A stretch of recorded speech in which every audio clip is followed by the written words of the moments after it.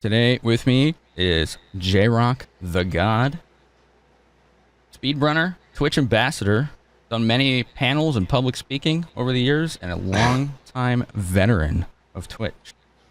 So, so Jay, who in your eyes is Jroc the God? Simply just a guy, if that's what it comes down to. Like, I don't think myself better or worse than anybody else. Like, I bleed the same way everybody else does. Walk on the same ground everybody else does. I get hungry the same way everyone else. Well, probably not. I probably get a little more hungry than everyone else. But, yeah, I really am just like, I'm just a person. I love what I love. I love who I love.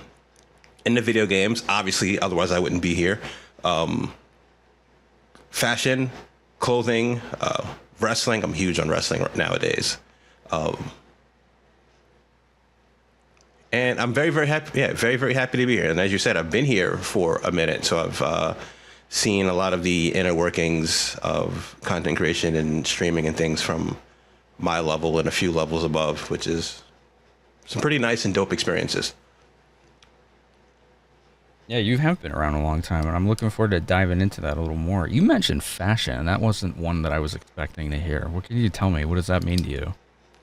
Oh, it means a lot. Dressing nice is very important because, like I always say, you only get one chance to make a first impression.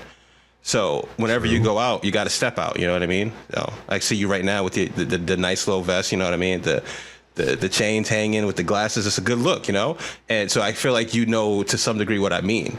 Like, fashion isn't necessarily like when people hear fashion, they think, oh, you're spending thousands of dollars on clothes. It's not necessarily that. It's your look and how to get your look to represent how you feel. You know what I mean? I do know what you mean, actually. That was a big motivator for me to start changing how I presented on stream. I still do the t-shirt every once in a while, but like it was kind of important to me.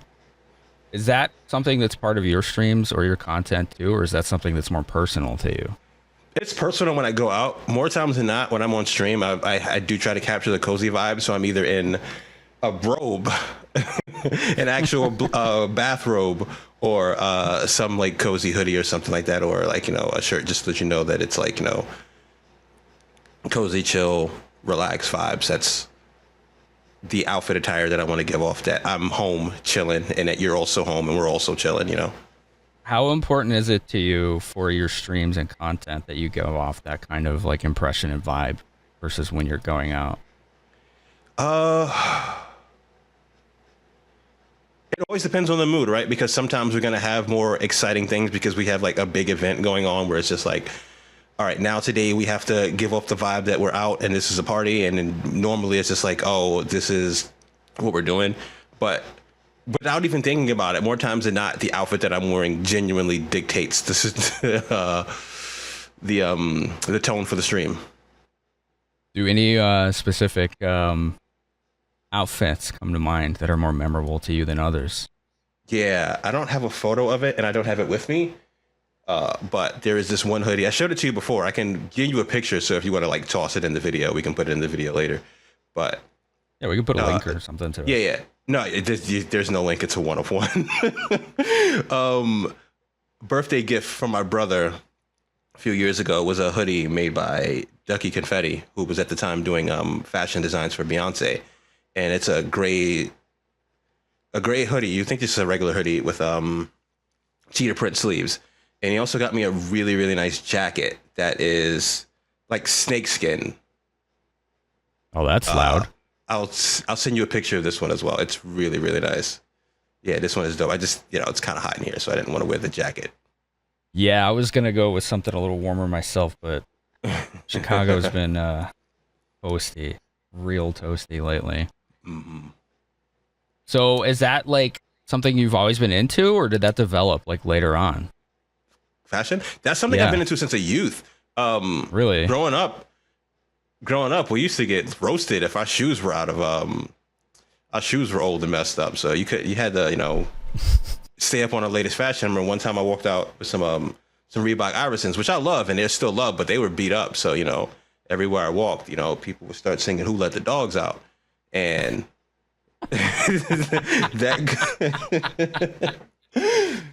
That kind of became the motivator for like, all right, yeah, I got to step up my shoe game. I can't be caught. Since then, I felt like I could not be caught with in bad shoes ever again. And that's why I like at every convention you see me, somebody, at least one person noticing like, oh my God, nice shoes. And I'm like, yeah, it's the trauma. It's the trauma speak. Oh man. Makes you wonder how many things that we actually do that are part of our normal lives that are rooted in something like that. Like, yeah, I got dragged for years about this, so I changed it. You know, therapy helps uncover a lot of that. And if you need help figuring it out, I strongly recommend whoever is listening to this, go find yourself a good therapist. You'll never know what you'll uncover. I hear that a lot. I've actually heard people say that these kind of interviews are a bit of a, what's the word I'm looking for? It's a bit revealing about their own selves. The guests specifically have said that. It's pretty interesting. You'd be surprised because the amount of people that think they're being honest about something, and then when you put them in front of the camera and it's just like, okay, this is the honest speak, and it's like, you know, when that door creaks open just a little bit and then all the Legos fall out and you just can't stop it. Yeah, basically, it's a waterfall, right? Yeah. So, hold on. Sorry. Brain, ADHD. I'll probably cut that.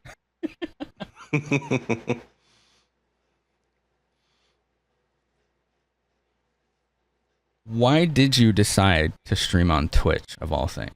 What made you start doing that? You're probably not going to believe this, but I forgot to pay my Netflix bill.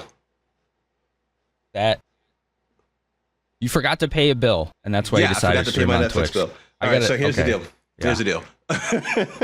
I used to work overnight security out in New York, Flatiron District. Funny thing was, the building I used to work at was actually the headquarters for Tumblr's servers and security team. Oh, interesting. So I used to see those guys a lot and see the looks on their faces after they had to do a whole lot of moderation stuff, and it was something else. But that's not relevant. I just started that job, and I had just moved to a new neighborhood at the same time. So it was like new job, new neighborhood. I didn't really know many people. So I went back into, I was just like watching Netflix, and I had a few friends that I talked to online from my Pokemon days that I had started to reconnect with a bit. And while I'm watching Netflix, one day bill goes out, and I'm like, you know what? I don't feel like paying it. I forgot to switch my debit card. So I hit up my friend asking him what's going on. Like, you know, how is he doing? And I'm just like, no, I'm bored at work. And he's just like, oh, you should check out Twitch. And I'm like, that sounds familiar. That sounds real familiar. And he's like, oh, yeah. I used to be Justin TV. And I'm like, oh, okay, yeah, now I know it. So checked it out. And the first person I ever watched was a speedrunner, a Super Mario 64 speedrunner. The first two people I watched was Cheezo5 and I think his name was Puncation. I'm not sure if he still streams. But I was like impressed by what they were doing in the Super Mario 64 speedrunning things. And I'm like, whoa, this is incredible. And I'm like, wait, how come I've never used this platform before? And eventually I realized, I'm like, hey, let me search up my favorite game series. So I searched up Resident Evil, and I found a streamer named Ravenheart. Oh, Raven. I know Raven, yeah. Yeah, Ravenheart, that's my boy. And I found him and a few other people. And a lot of us had become friends, you know, from just hanging out and chat and stuff. And eventually we got into like a Skype call to hang out one day, and they were just like, hey, you have like a really nice voice. You should consider streaming. And I'm like, me? No. We'll not. Let's not worry about that. And then and then my birthday came one day, and I was like, yeah, I'll go live. We'll just hang out. I'll just have a few drinks, and we'll just do a Resident Evil speed run with all the homies in a Discord call. Sorry, not Discord. It was Skype. So we did that. Skype. Not even Discord. Skype. It was Skype. That's how long I've been around. So you've been speedrunning since 1972. Yeah, around there, like before Windows 98, actually. Funny thing, I actually did used to do that. I hate to go off on tangents, but we had this old computer at my grandmother's house, right? And I would have to sit at my grandmother's house before my mother picked me up from work. And what we had over there was, just for entertainment, was the TV, which she was usually watching her soap operas, or the old computer. And we had this thing called like Hoyle Casino and like Hoyle puzzle games, like the old stuff. Yeah. And eventually I got my hands on a copy of Resident Evil 2 for PC. Oh. but the computer was so old and jank, and the CD, I couldn't figure out how to make a save. So I was often trying to like get faster at the game so I can beat it before I got picked up. So that's actually where the origins of me speedrunning had started, was as a kid. So you started speedrunning out of necessity, Yeah. not because it was like, oh, I want to be fast. It was because you couldn't save the game. Yep. You'd be surprised how many times I've heard people say something like that. That's funny too. Yeah. So, okay, we're digging deep here. Do you remember maybe your fastest times back then? Like how quickly you were able to get through? Never beat it, actually. Yeah. Never actually beat it. But I did get to the laboratory a few times, and I got close towards the end. But after a while, the computer gave out. And on top of that, I got old enough to just walk myself home. So There you go. yeah. That makes sense. That's interesting. So you've been speedrunning since like what, early 2000s? Something Yeah. like that? That's awesome. So, speaking of speedruns, that's probably one of the things you're most well known for. Not just speedrunning, but doing speedruns in a rather unusual and specific way. You actually control the game with your feet. Yeah. So why? Like, what inspired you to do that? Like, of all the things, I don't know anyone else that really does anything like that. There's a few people who dabble into it, but I've never seen anybody other than one person who did it. But that guy did it out of necessity. So, like, going back to the speedrunning, the stream origin story. I did a lot of Resident Evil and Metal Gear Solid stuff when I first started getting into streaming, and we would hang out in Skype calls often with some friends. And one day we were offline, and one of our friends was like, "Hey, you guys need to look at this. What's going on over here?" So he sends us a link to this channel, and this dude is playing Silent Hill with his toes. And I'm like, whoa, this is kind of weird, but I'm also very intrigued. So I go into his bio. His bio is in Taiwanese, by the way. I can't understand a single word of it. Go into his bio, put it in a translator, find out that he was born without arms, but he still wanted to play video games. So he didn't let that stop him. And I'm like, wait, this went from weird to super inspiring. Oh, wait, I love this. I'm kind of motivated by this. And ironically enough, we had a charity marathon for St. Jude coming up as a group. So I'm like, all right, you know what? This is what I'm going to do for the marathon. If we hit a certain goal, I'm going to jump in and I'm going to play Resident Evil 3 no-handed. And that's kind of where it started. It's exactly where it started, actually. It was weird because it felt natural. Interesting. Like, this is one of the things that people look at me like, okay, you're bullshitting. And I'm just like, no, it took me about 45 seconds to get used to it. Like, wow. I put it down on the floor and I'm just like, okay, this button's here. This is how I run. This is how I move forward. I'm like, okay, yeah, I can do this. Mind you, it was tough, but it didn't take me very long it took me less than a minute to get the confidence in myself to do it.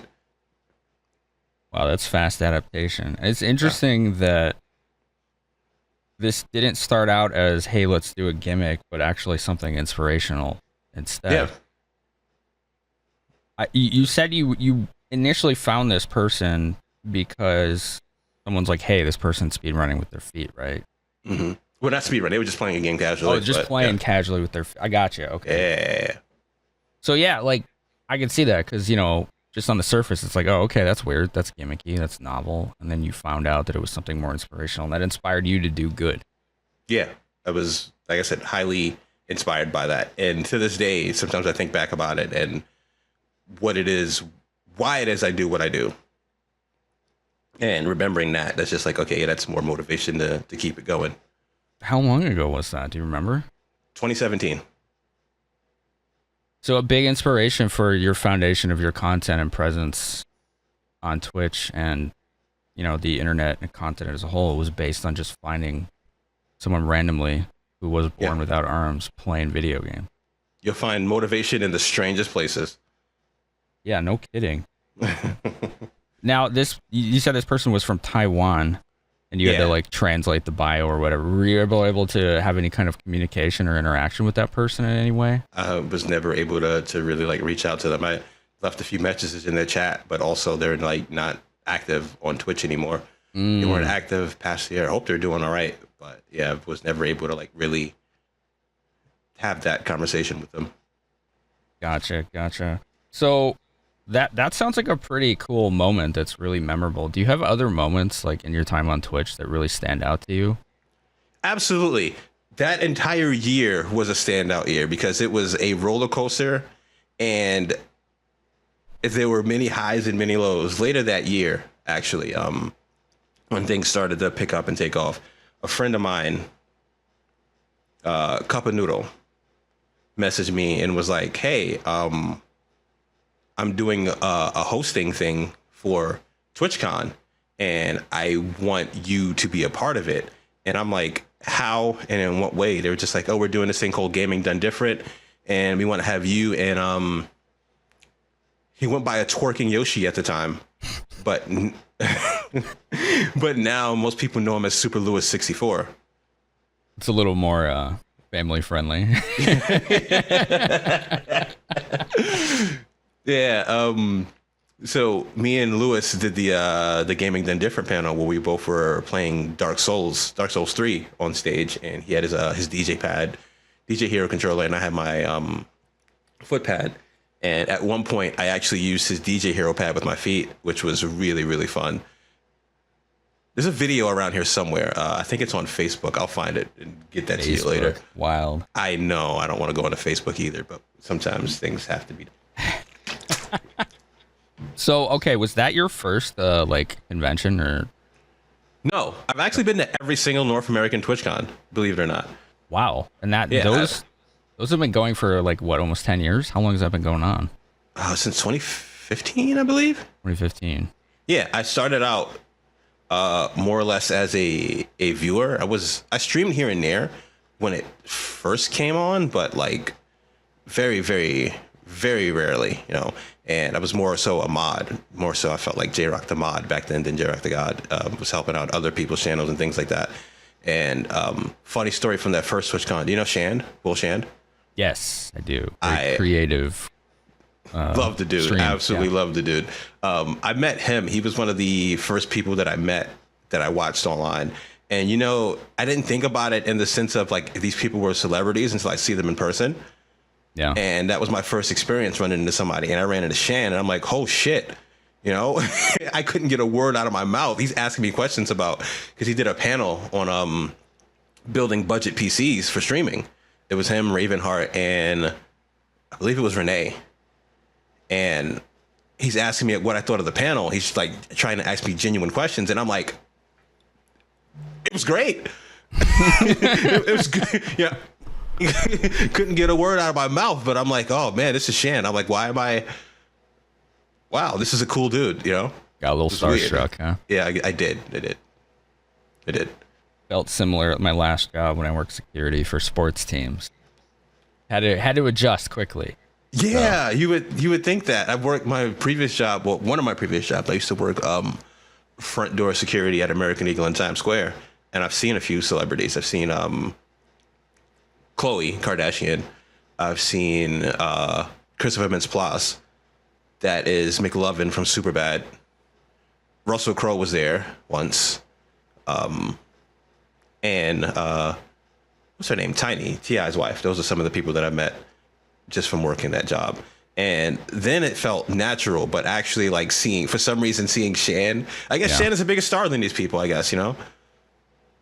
You know, maybe he is, you know, to a lot of people. You don't know. So, okay, you got a little starstruck with Shan there. Mm-hmm. No problem meeting, like, I say actual celebrities, like, that's reductive. Like, okay, bigger celebrities, we'll say that, because they're at least more globally known. Has anyone ever reacted like that to you? Because I'd say you're pretty well known, and you go to a lot of conventions. I don't think I've ever gotten that reaction where people couldn't talk to me, but I have gotten some reactions where people wouldn't, in a say, but not in a negative way. Right. I guess it kind of fits the same bill where people don't want to, I maybe not come across that way, but I've had actions where, no kidding, I went to a Twitch Chicago meetup and it was so odd, but it was also really funny because the amount of times I'm standing at the bar, I'm hearing people like, yo, Jroc, you the GOAT. And I'm like, who said that? And I look over and I see a finger pointing at me and walking by and I'm like, hey, And it happened like at least 3 times, and I'm like, people know me, but like, I guess, that's cool that people recognize me. Do they just not want to bother me because they see me trying to grab a drink? But that's cool.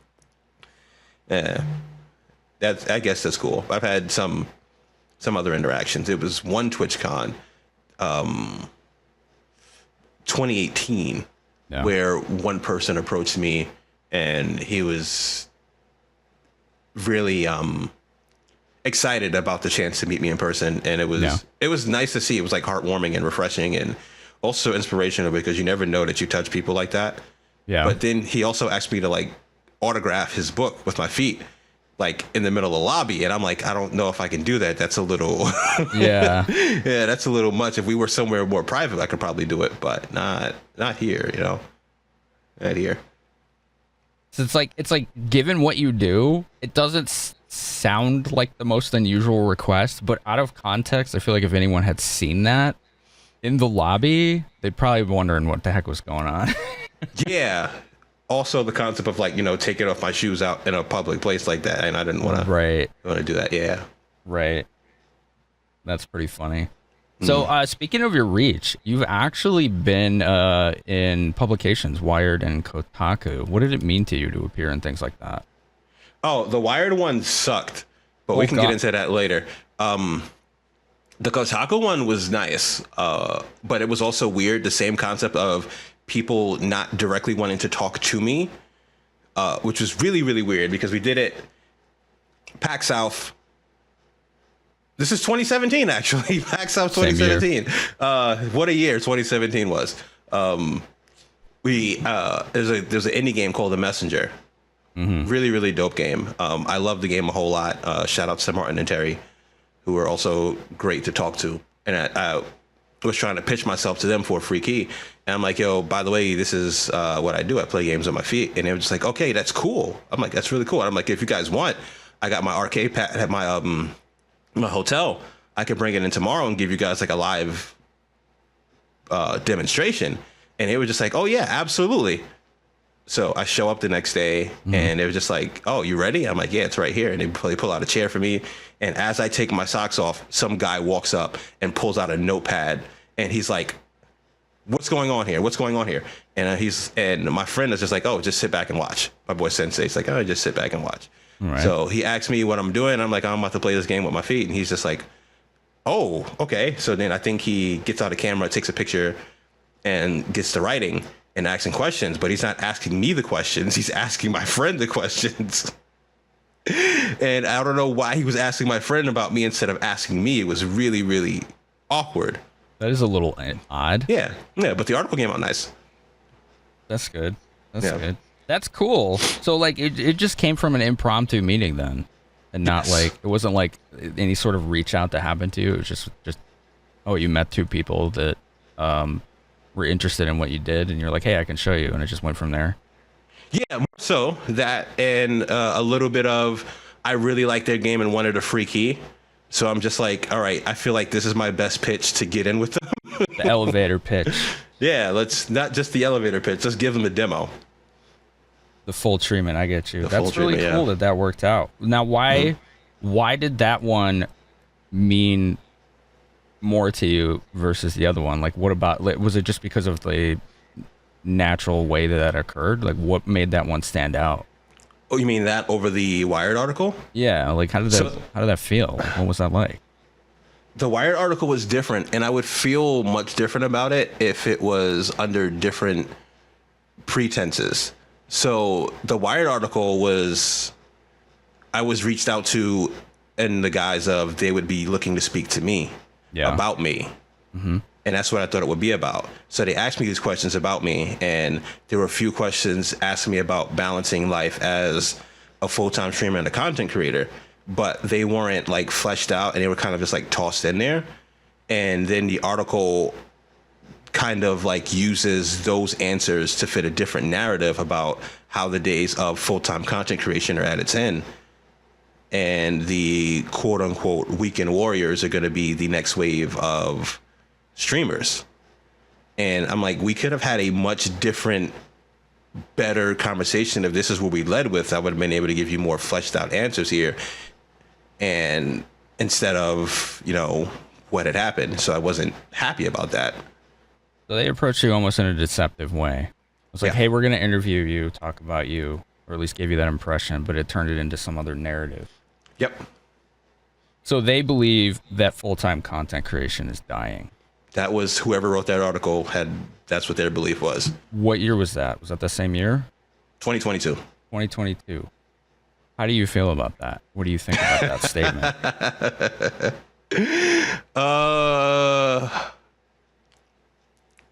I feel like in general, content creation's in a weird spot because it kind of reflects where the economy is, right? Where the top of the top is eating probably more than they ever have. Yeah. But the people who are at the bottom are probably getting a lot less than they would. Like the balance is there. I don't think it's because of the economy itself that it has anything to do with it, but it still is a reflection of it. And the days of the full-time content creator haven't passed, but the way, you know, inflation and all that shit is actually working, it does make it a little bit more difficult, especially now with everybody having sub button, multiple emotes, and many different benefits and reasons to sub to different people. Yeah. And now people making less money and ads, so people are probably going to get turbo. It's really tough now for people to stand out in the sea and to support it. Because me personally, there's a few hundred people that if I had the money to, I would sub because I love their content. And, you know, you want to support that. And I'm sure I'm not the only person who feels that way. Yeah, I do too. But we all have to make our choices, right? And sometimes it gets tough for people. So, you know, without proper diversifying that right amount of grind until you hit that stroke of luck, and then continuing that workhorse mentality through it, it is tough. I won't say it's dead, but I'll say it's a lot tougher now than a few years ago. What does that look like? Like, to you, what does that look like, that process to get that level of success? It's a lot of hard work. It's a lot of studying metrics, knowing when to go live, what to do, when to play it, how to play it. It's tough to keep up with constantly. It really, really is. I think even you will agree with this. Like sometimes, in the retro category, at least, that it's easier to stay within the one category of something and have the variety within that one category, as opposed to branching out all over the place, because then it makes it hard for you to gain stability and traction, you know? Yeah, that's true. You brought up metrics, and that's something that comes up a lot, I think, between streamers, and it almost seems like there's a lot of different opinions on it, but it almost seems like it's a taboo topic when it comes to viewers.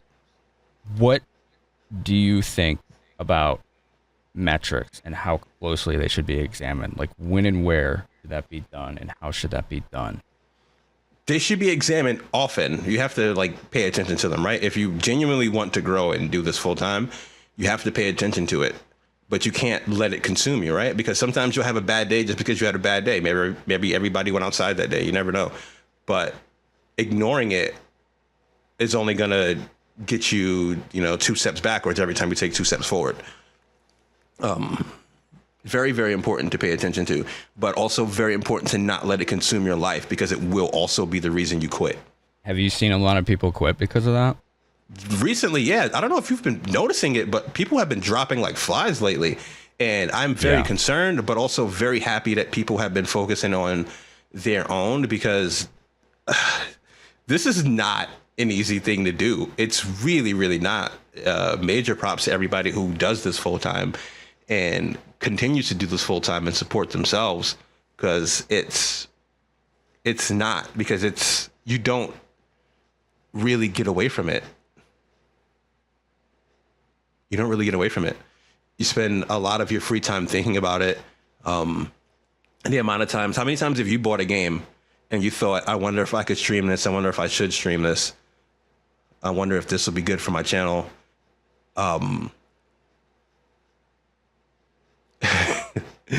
Things along that line of Many times. you hit end stream and you think, oh, let me go back and take a look at this VOD. How was the audio? What can I improve on? Spending hours and hours late night working on new alerts, ideas. How can you take it to the next level? And then wondering if that work you're going to put in, is it going to pay off? Is it going to be worth it? And then the amount of times you shut down before you even get to that next stage, you know? I think that's a lot more relatable than people give credit for. Because I see this pop up on social media a lot where someone echoes a sentiment similar to you. And then everyone starts chiming in like, wow, I thought I was the only one. No. Well, it's weird because even though we all have our own ideas, yeah, and we're all our own individual peoples, and our experiences are linear, they are also very, very similar. Like the structure of it, the blueprint of it is similar to someone else's, but it's still your own unique experience. The ups and downs you go through, that one day you hit go live and everybody's in chat and like, you know, it's like they're super excited to see you. You're just like, hell yeah, fuck yeah, you know, really excited. And then the next week you go live and probably about like 10 minutes, 15 minutes go by, not a person, and you're just like, shit, is it over? Am I cooked? You know, it's tough to push through the lows because personally, I don't know about you, but sometimes you get too caught up on the highs, and when the highs start happening a lot, you're just like, okay, you kind of get used to it. You're not expecting it per se, but you do get used to it. It's not like you know that you're not entitled to it, but when it doesn't happen, it still doesn't make it suck any less. You know? How do you push through those lows? Me personally, I just do, because I love video games, and I think that's what it comes down to for the most part. Like because I'm a video game content creator, it makes it easier because I just love video games. So if there's a moment where the entire chat goes into lurk mode, I'm just enjoying the game. We're just commenting on it. When stream's over, I think back to like, I had fun today. Maybe it wasn't as active as it was before. I'm not sure if the regulars are still watching, but I had fun today, and you know, I'm still able to do this as a big part of my income. So I'm just like, all right, as long as both of those things still match up, then it's, you know, things are right. Sometimes there'll be days when people don't talk, and sometimes you got to put yourself in that shoes, you know? Like I'll pop into your chat and I'll pop into Ash's chat and I might say hi, I might say a few words, and then I'll just like go into lurk mode and I'll be there. Half the time I'm not actually doing anything. I just don't have anything to say or don't have anything that I feel like I can contribute in that moment. And then realize they're like, hey, shit, I'm not the only person who feels like that, most likely. Maybe the chat yesterday felt like that, you know, and just being more cognizant of what other people are going through and just, you know, trying to continue to be entertaining. Do you find that you take those moments of self-reflection that you do there and recognize, oh, hey, this didn't go as well as I wanted it to, but I had fun, or this went well? Do you try to apply that to help others? I feel like I apply it to help others a million times more than it helps myself. Yeah. You know the old adage, we all give the best advice that we don't take ourselves. Oh, guilty. Yeah, there's a lot of things that I have told other people, and then telling them, I kind of like have to adjust. You've probably seen it here a few times where I like look down and I'm just like, yeah, shit, I should follow that myself a whole lot more. I know it. Why the fuck am I not doing it? So it sounds like the way you're pushing through these lows is that you are not losing sight of what it is about your doing that you love. Does that sound correct? That is 100% it.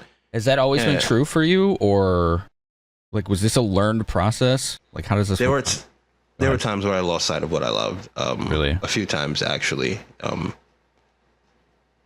Now is one of the moments, in a sense, which is why I've been on such an extended break. And when I have been, it's been like short and sporadic. It's just been a draining month, well, draining year for the most part, and Yeah. it's more or less been inexplicable because nothing has been out of the ordinary. You know, I don't really have an answer for like where the energy is going for me personally, but it's just been going. How have you found yourself in the past back to that priority or that perspective? Conventions helped. Conventions were number one. Hanging out with friends, getting to talk things, streaming, non-streaming, remembering that, well, not just remembering, but having that actual in-person, face-to-face reminder that, you know, I still do have friends, acquaintances, and people that I say hi to in this space. And it's just like that reminder, seeing it with my own eyes instead of like, you know, going on like a social media and getting a like, which doesn't feel the same, doesn't feel nearly as the same. I'm sure you can relate to that too, having gone to a convention where it's just like, yeah, speaking with these people online is dope, but when you see them face to face and you like see the look in their eyes and how much they're actually appreciative of your presence, it means a lot. There's definitely certain people that hammer that point home more than others, but when you see it so much, yeah, it definitely can change and shift your perspective. Has there been any favorite conventions of yours that really did that for you in a big way? PAX South, I miss PAX South a whole lot. It was just hangout times. Like a lot of my good friends in streaming content creation would just go down there because it was the cheapest convention. Just flying into Texas was a lot cheaper than flying into California. Yeah. The badges itself were cheaper, and the area was smaller and homier. We would always meet up at this this bar that we basically it was called Underground McDonald's. Basically, I'm not even kidding. That was the routine. Basically, it was just like a few blocks from the con. There was a McDonald's, and underneath it there was a nightclub and a bar, and that was like the only spot in the area. So for the most part, that's where we would hang out. So it was just like, you know, familiarity, chill vibes, and you always knew where to find your people at and have good conversations and, you know, dance the night away. Was it those like intimate kind of situations that made that one stand out more? Yeah, absolutely. Because at PAX South, it's a smaller convention, so there were a lot of things to do, a lot of games to play, and things to see, but there was infinitely more time to hang out with people. Oh, I see what you're saying. So okay, so what this sounds like is, this brings me to a different question, but you bring up an interesting point, maybe more directly going for it. It almost seems like when you have less choice, you're able to make more impact. So instead of having 20,000 people there, there's like maybe 1,000. Is that kind of distillation important versus reaching, like we're almost speaking quality versus quantity here, as far as like going to conventions and making those connections? Is that one of the reasons, or the reason why you think that works so well for you? Sort of. It's hard to compare quantity versus quality, but it is definitely a quantity thing because you've been to a TwitchCon and a PAX East, and you've seen the difference on the show floor where it's like a PAX East, you're just like, holy shit, you know, there's a lot of games out here. And even in hanging out with people, there's still the feeling of, I want to try all this out and I still want to hang out. Luckily, there's more days at that convention than any of the other ones, but it's still a lot to get through, as opposed to at a TwitchCon where there's a lot of panels and a lot of information, but there's not as much going on the show floor. And weirdly enough, the I guess being in just like the gaming space, there isn't a whole lot of games there, so it's, for me personally, easier to like go to the show floor, talk to people, and see a few things. But it's like that doesn't take up nearly as much time as at like a PAX East or a a PAX South where if I meet a developer and I could have a conversation for an hour about their video game, and then I'm like, okay, there's like 6 more right here that I could do the same thing with, and next thing you know, the day's gone. Wow. So, okay. I don't know if I rambled too much or if I answered the question or not. I want you to ramble as much as you want, man. Give us everything you got. So, speaking on PAX and Twitch, let's go favorites. Favorite part of TwitchCon, what is it? Shit, I gotta choose just one? Yeah. let's distill it. I would say 100% the people. People. It's the people. Props to Twitch for, I don't want to say baiting us into this because it's not necessarily baiting us into this, but the way they marketed TwitchCon as a place to see all your favorite streamers, and a place to see your friends. So there's a lot to do at the conventions, panel wise, creator camp wise, and things like that. But there's also a wide reason for a lot of people who also stream on Twitch to go there because of these things, right? So a lot of the people that I know, a lot of people that I'm friends with, a lot of people that I want to meet, and then people that I had no idea about that I suddenly become close with after the fact, it's 100% the people, because the conversations, the memories, and all of that things, like we create that, and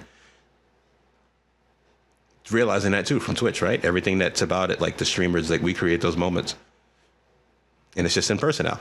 Have there been any personal connections you've made at TwitchCon that stand out the most? Chris One. Chris One. That's my homie. That's my brother. Funny story. First time Chris One and I met was at the first TwitchCon, and you can ask him if you don't believe me, but okay, I saw him getting off an elevator. We had never met before in person. He didn't use Facecam back then. Yeah. So no one had any idea what he looked like. But when he came off the elevator, I'm like, yo, Chris One, that's Chris One. And he's like, how the fuck did you recognize me? And I'm like, I don't know, man. I just knew. Like, I just knew that was you. And he was just like, wow. You know? That's pretty wild. That says a lot about how he presents himself online, if you could just peg him like that in person without knowing what he looks like. Because he sounds like he brings the same energy then, yeah? Yeah. There wasn't even a chance to really see energy. We weren't even close together yet. I just see him come off the escalator, and I'm like, oh, there he is. And he was just like, how? Dude, you probably freaked him out a little bit. Like, imagine being in his shoes there. He's like, who is this guy? He still speaks about how freaked out he was about it. He knew who I was because I had used Facecam or had pictures of me as well out there. Oh, right on. But he was just like, yo, how did you know me? So you said that was the first TwitchCon, so it was 9 years ago? Yes, that was the first ever TwitchCon that we had met at. Yeah, we've been here for a minute. I didn't know he was streaming that long, too. That's cool. No, he was moderating back then. Okay. And, you know, the occasional, like, go live here and there.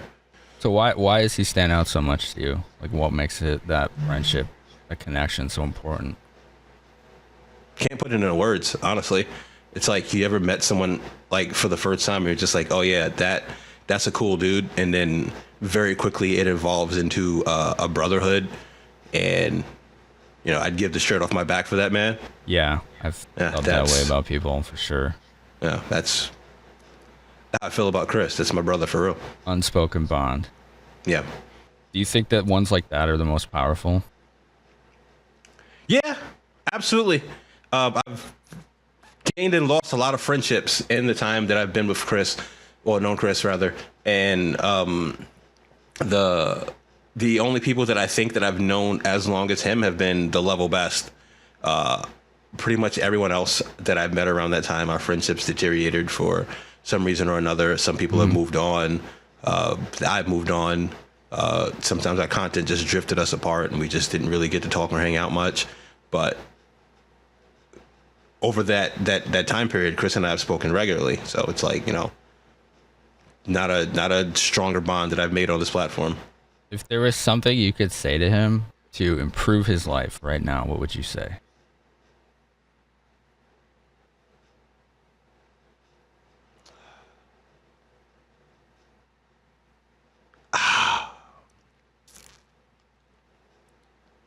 I don't really have an answer for that. I don't really have an answer for that. That's a good answer. I think he's doing phenomenal as it is. Yeah. Yeah. If there was something he could say to you, what would you want to hear?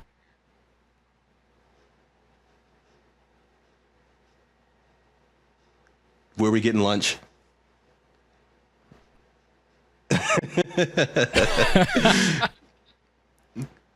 Milkshakes and tacos. That's where. Ooh.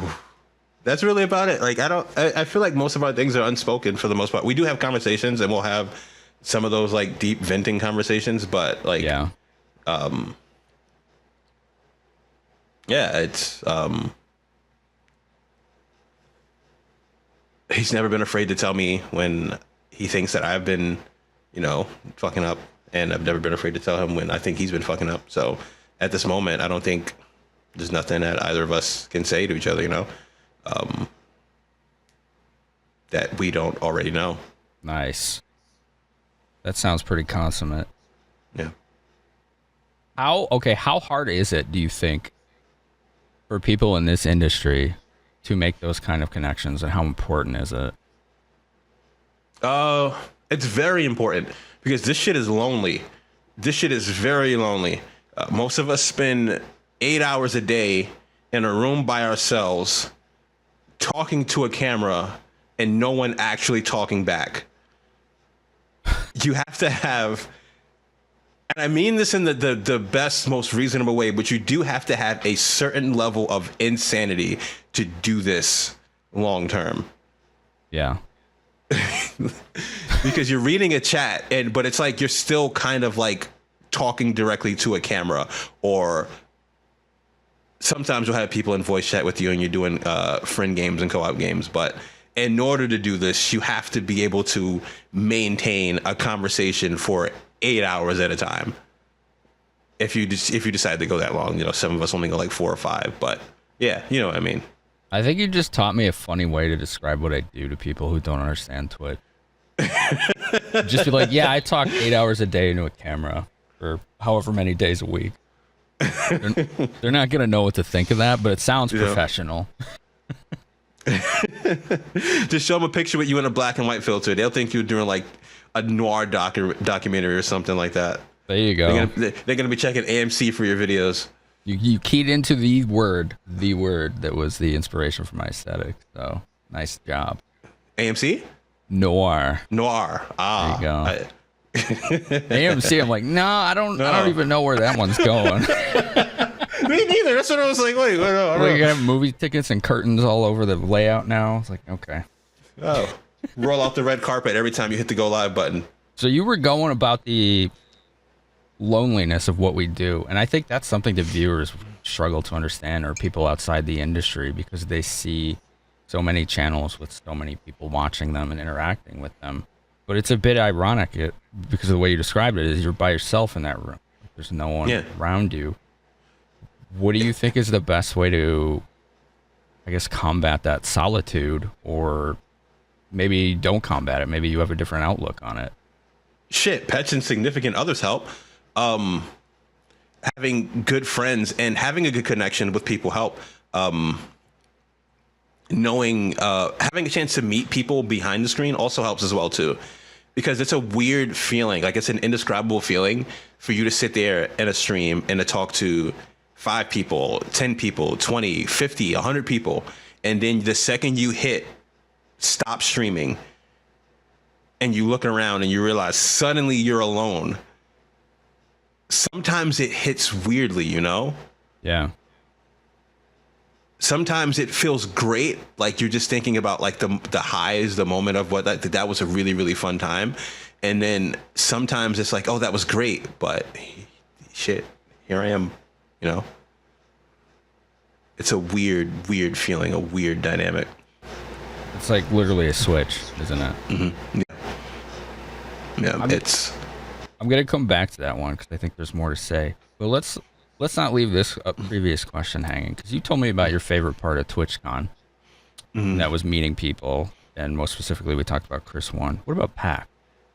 Oh, that expo hall, man. It's like as a kid going into Toys R Us Times Square, just as far as the eyes can see, that hits video different. games. Yeah. Just video games and things as far as the eye can see, from the retro indie style back when there was like a whole lot of AAA stuff there, the people selling the retro games, everything. It's like, you know, sometimes it's overwhelming as to where you're going to start, but it's such a remarkable feeling every time I step into that floor. Every time, like, even if I've been to that convention already 3 days and I'm on like day 4 at this point, it's still a feeling like, wow, like all this is here, you know? I like that perspective, because to me it sounds like you're trying to maintain that childlike perspective of what would kid me think of this area right now. Is that a conscious decision, or is that just how it feels? I wouldn't say trying. Like, it's not a conscious decision. It's like, because every time I go there, I know I'm going to find a game or 2 or 10 that I love. So I'm just like, I get there and it feels like home in a sense, but not like home, but like I belong here. Yeah. Like, this is where I really, really want to be. So every time I get on that escalator, it's just like, you know, the eyes get wide and I'm like, wow, this is phenomenal. To kind of interject my own experience with that there, because I can relate. This year was my first ever pack. And at first I was, you know, much like you said, kind of nervous and like a little overwhelmed, because there's so much, like, this massive. I don't think anything prepared me how big it was. I felt like I was in an airplane hangar that was 3 times larger than an airplane hangar. It was massive. I feel like we've told everybody about this. We were just like, you're not going to be ready for how big this place is. Right. You think you are. We can describe it to you, but it's not. You're not going to be ready until you see it. Right. Yes. It was far bigger than I couldn't even imagine. Like my brain was so overwhelmed that I didn't even fully process how far back it went until the second day. Not to keep putting my friends on blast here, but the homie Level Best, I don't know if you had a chance to meet him at this past PAX East. We took him to a PAX East, the one right before the pandemic started, and he went. He was just like, you know, I've been to Twitch cons, I've been to a couple of things. Like, this isn't gonna be nothing. We're just like, oh, you sure? All right. He goes the first day, and he's just like overwhelmed. He's so overwhelmed. He took the second day off from the convention because he just didn't know what to do. He's just like, wow. Yeah, he was like, I don't know where to go, what to start. It was too much. Overstimulation. That's how I felt in Vegas. Man. Oh yeah, Vegas. But yeah, to like relate to what you were saying, you said that you felt like you belong. I felt like I was being my best self when I was there. Like, I had purpose. I had people in my corner who were ride or die, you know? It was like, that's a rare thing. I think that is, you can't be overstated how important that is to have that kind of sense of self and belonging at the same time. 100%. We all have to be our own biggest cheerleaders. Right. But it doesn't hurt to have people who cheer you on and are there with you through it all and patting you on the shoulder and tell you, you got this. And that's another thing you get in person. Do any moments stand out in your mind where someone was in your corner like that and helped push you through a tough time with relation to this stuff? A few times. Yeah. Let me see if I can narrow it down to one for you.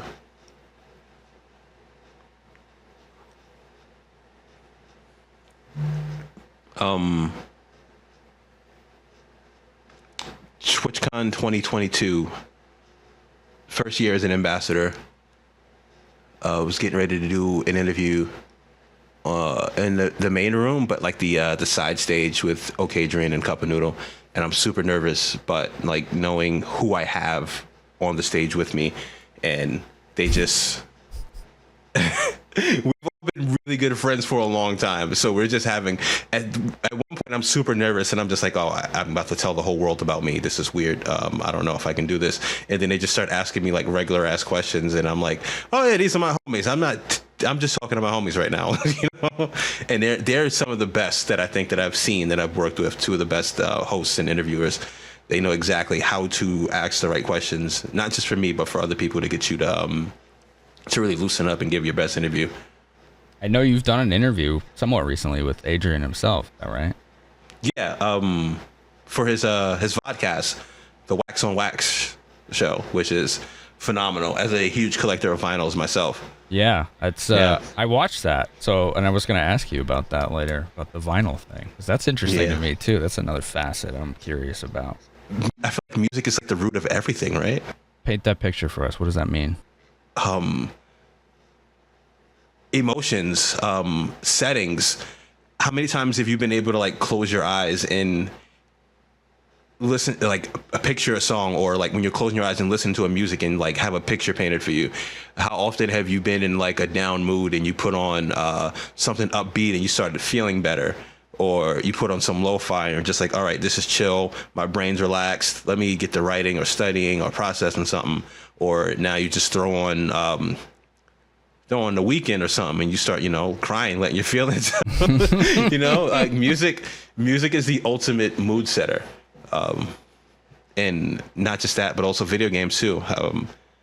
Millions, I guess we can say millions, right? Because there's a lot of video games that exist. Yeah. But like the best games, in my opinion, have like phenomenal soundtracks that go along with them that paint or elevate the scene.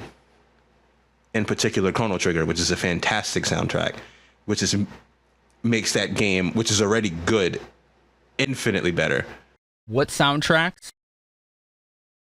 would you use to get someone to try a game? Let's say they've never played it before, and you can say, hey, this game has this soundtrack, and you think that I could convince them to play it. Which ones stand out there for you? Well, obviously, Chrono Trigger. Yeah. Sonic Adventure 2. Sonic Adventure 2. Sonic Adventure 2. No one's ever going to convince me that that's a bad soundtrack. That game is phenomenal, and that soundtrack is absolutely phenomenal. I still got to play that one. Risk of Rain 2 actually has a phenomenal soundtrack. Really? I've not heard a lot of people talk about that one. That's interesting. As far as the soundtrack goes. It is a phenomenal soundtrack. Oh, say Hades. Yeah. The Hades soundtrack is really good. Streets of Rage 2 in particular. That's like one of the best soundtracks of the 90s period. Banger soundtrack.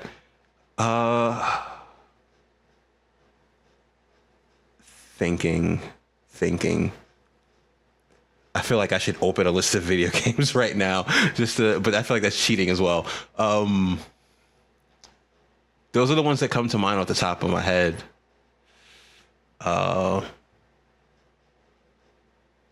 Breath of Fire 3, which I haven't finished yet, but I've heard a lot of the songs when I played, and I actually have a vinyl that was gifted to me from a friend, and I'm just like, oh no, this is a phenomenal soundtrack. Yeah. Absolutely phenomenal. That's the best of the franchise, in my opinion.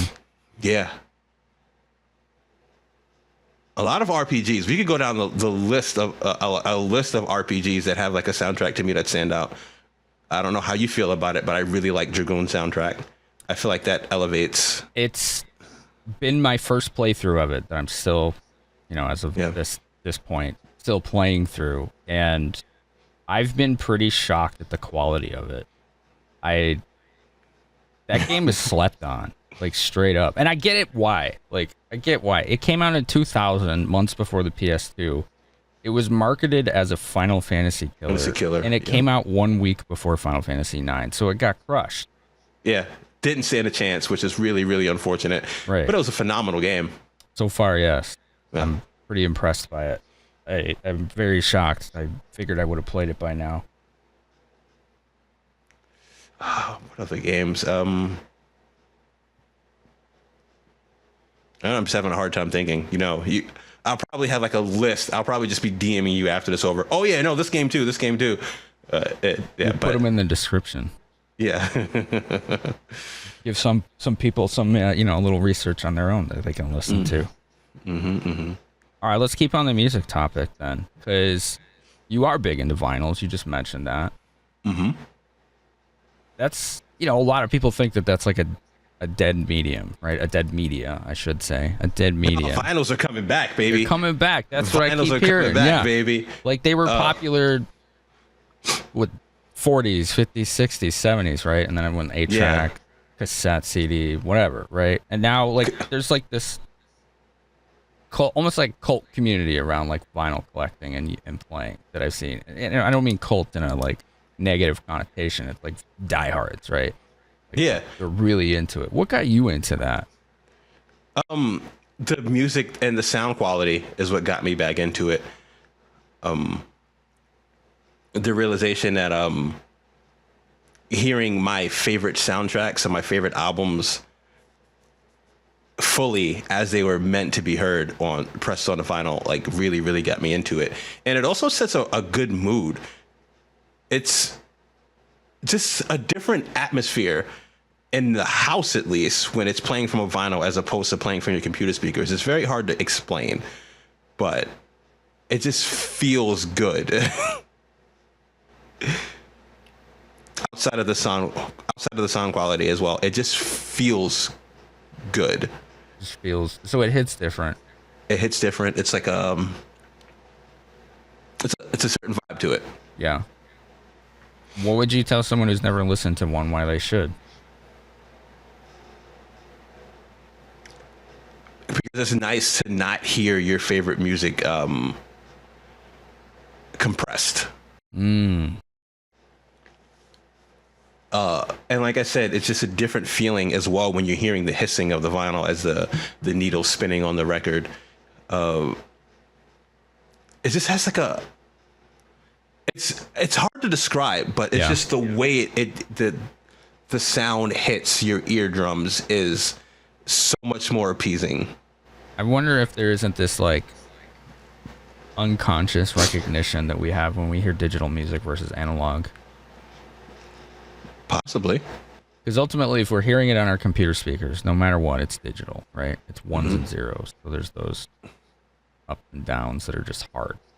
But on a vinyl or any analog medium, like an actual instrument in person, there are waveforms that have all sorts of discrepancies and nuance to it. And are you getting that out of these vinyls then? Like that sense that it just sounds more real?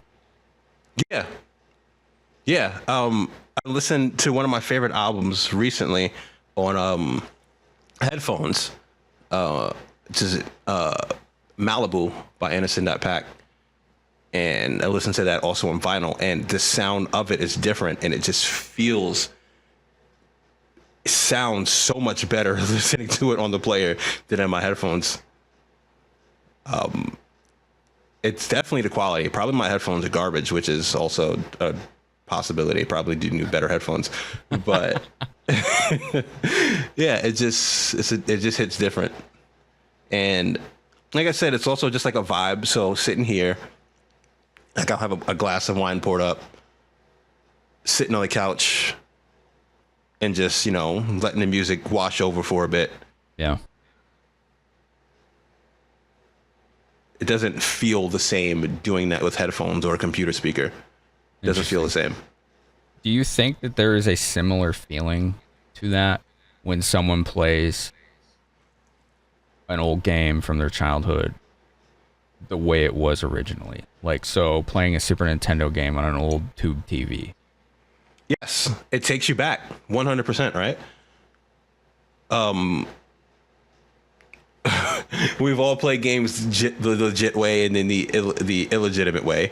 And it doesn't hit the same when you're playing Resident Evil on an Xbox controller as opposed to when you're playing Resident Evil on a PS1 controller directly on a PS1. Right. It doesn't hit the same.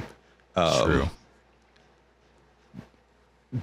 Playing it, especially a game from your childhood, playing it the way that it was, the same way that it was in your childhood, or I guess the way that it was intended to play for this conversation, it takes you back. It really takes you back, and it allows you to get immersed into it a lot more easily.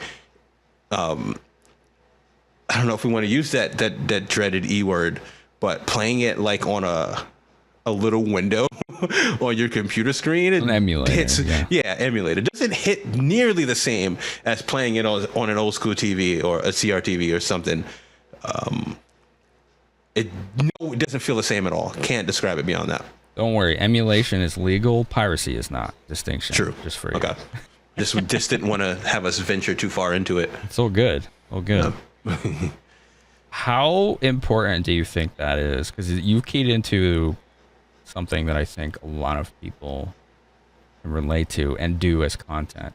How important do you think that feeling, that nostalgia, is to your content?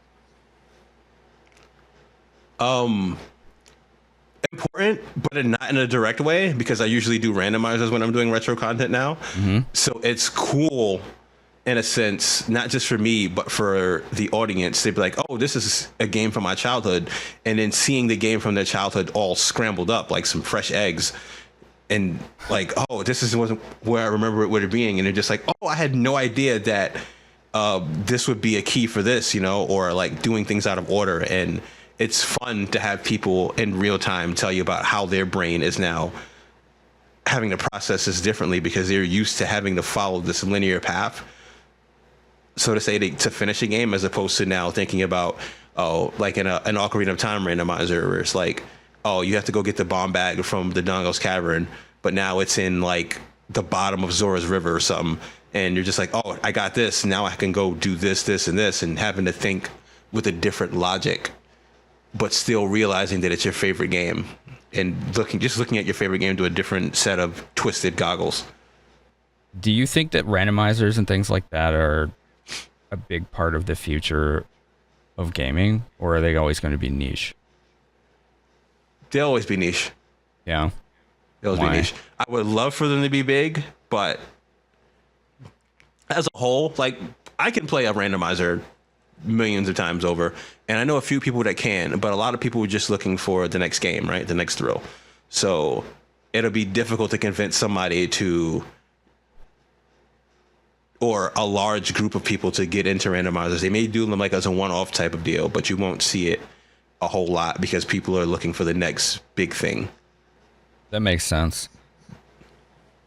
Because, like, I at least from my perspective, and this isn't to do any kind of convincing or, persuasion here, it does seem like randomizers are bigger than ever now, but they do still seem to be like very much a side thing.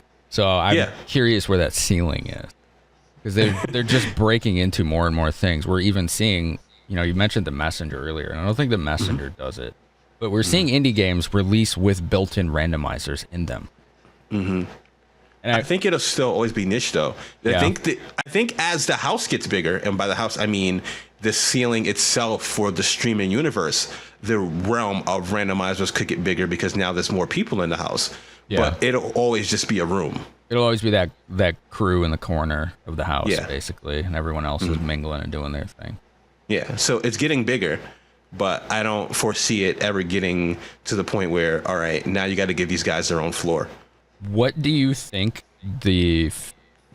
so if it's not going to be something like that, what do you think the future of gaming for like Twitch and indie in this house we're talking about here in 5-10 years is going to look like for us? Damn, that's a tough question. I don't know where we're going anymore. Maybe we're all just playing Elden Ring for 5 years from now. Who knows? Or some other From Software game.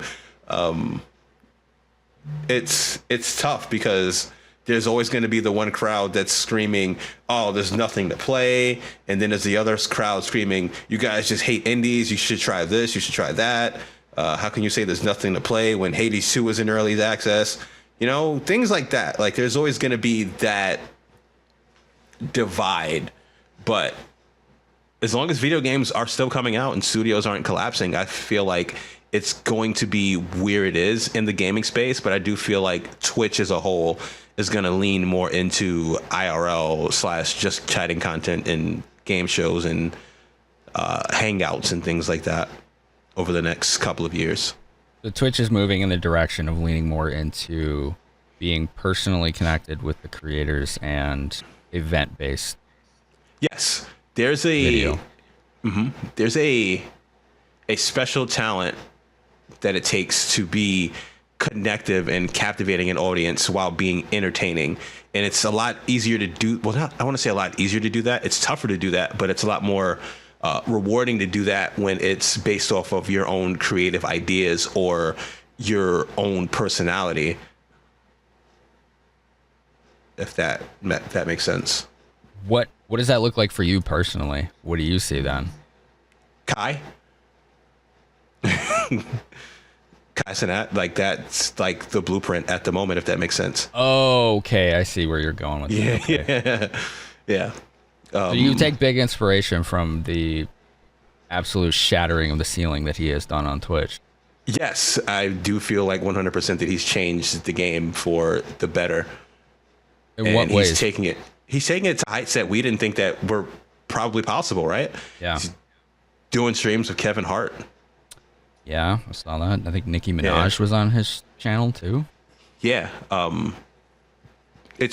And still doing the gaming content, and gaming content will forever be relevant because everybody loves video games, and I don't foresee that changing per se.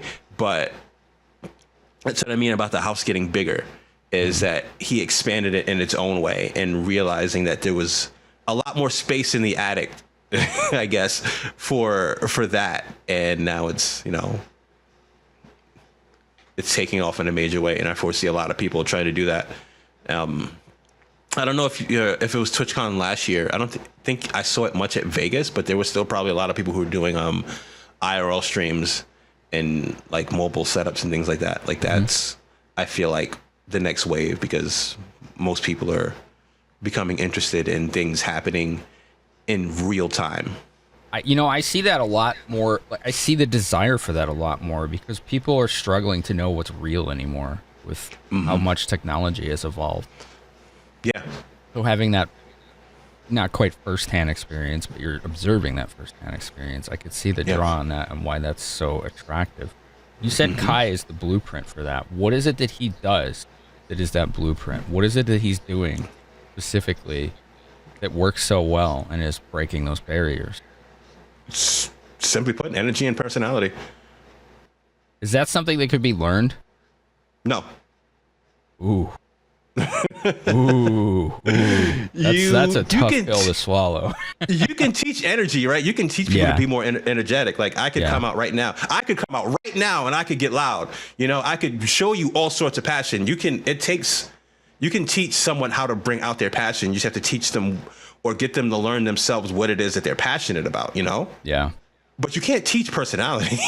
You can fake it up to a degree, but at some point, people are going to realize who you are.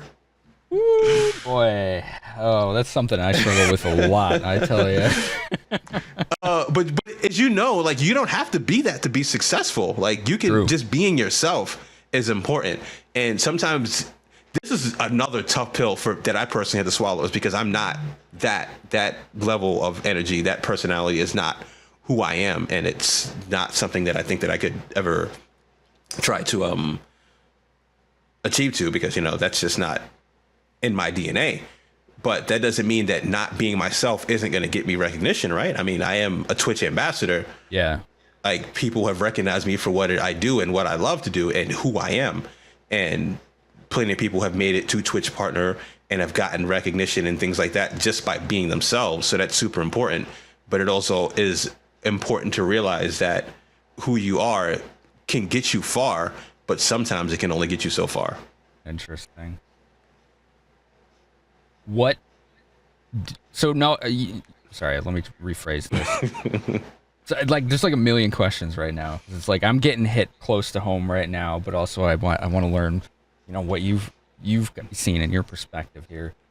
Mm-hmm. He's got energy and personality. That's the blueprint, but that's very nebulous. Like a lot. Let me Google that word. You want to Google that word? All right, you go right ahead, brother.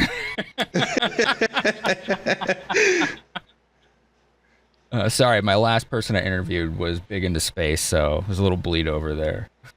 Okay. I got you. So it's nebulous, right? Like, you could say that about a lot of things, but there's some kind of unique factor there that he's doing. Like, what is it he's specifically doing? Like, there are actions that he's taking or decisions he's making that have really, you've been like, hey, this is how he has developed or utilized what he has and the tools in his arsenal to big success. Like, what does that look like? He uses everything at his disposal, it looks like. Resources, production, things like that, and things to magnify his personality. He's got the right people around him to help magnify that and properly bring it to the forefront. You know, Do you think that he ever goes too far? And what is too far? I can't say if he's gone too far. I've not seen anything. There's a few lines that everybody has crossed, but I don't want to get into that conversation. Right, we're not here to drag people at all. Yeah, but we're more I feel speaking on, like, we're not speaking or here to drag someone or their specific actions, because I personally don't think that he is going too far. Yeah, I mean, I think that's a different conversation. But do you think that he's going too far in that, like, some of the things that he has done have been harmful to himself or the platform or other creators, or is it just the evolution of just the evolution of things itself? You say it's the evolution. It's the evolution of things. You don't know where a boundary is, or if a boundary shouldn't be broken until you push it. That's in every angle, every aspect. Yeah, that's about as simple as I can put it. Yeah. What inspiration do you think creators can take from him? Having fun. That's one of the most important things, right? Because if you're not having fun, then who the fuck is? Now, more importantly, sorry, my cat is in the way here.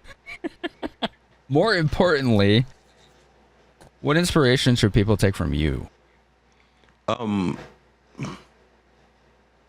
Perseverance.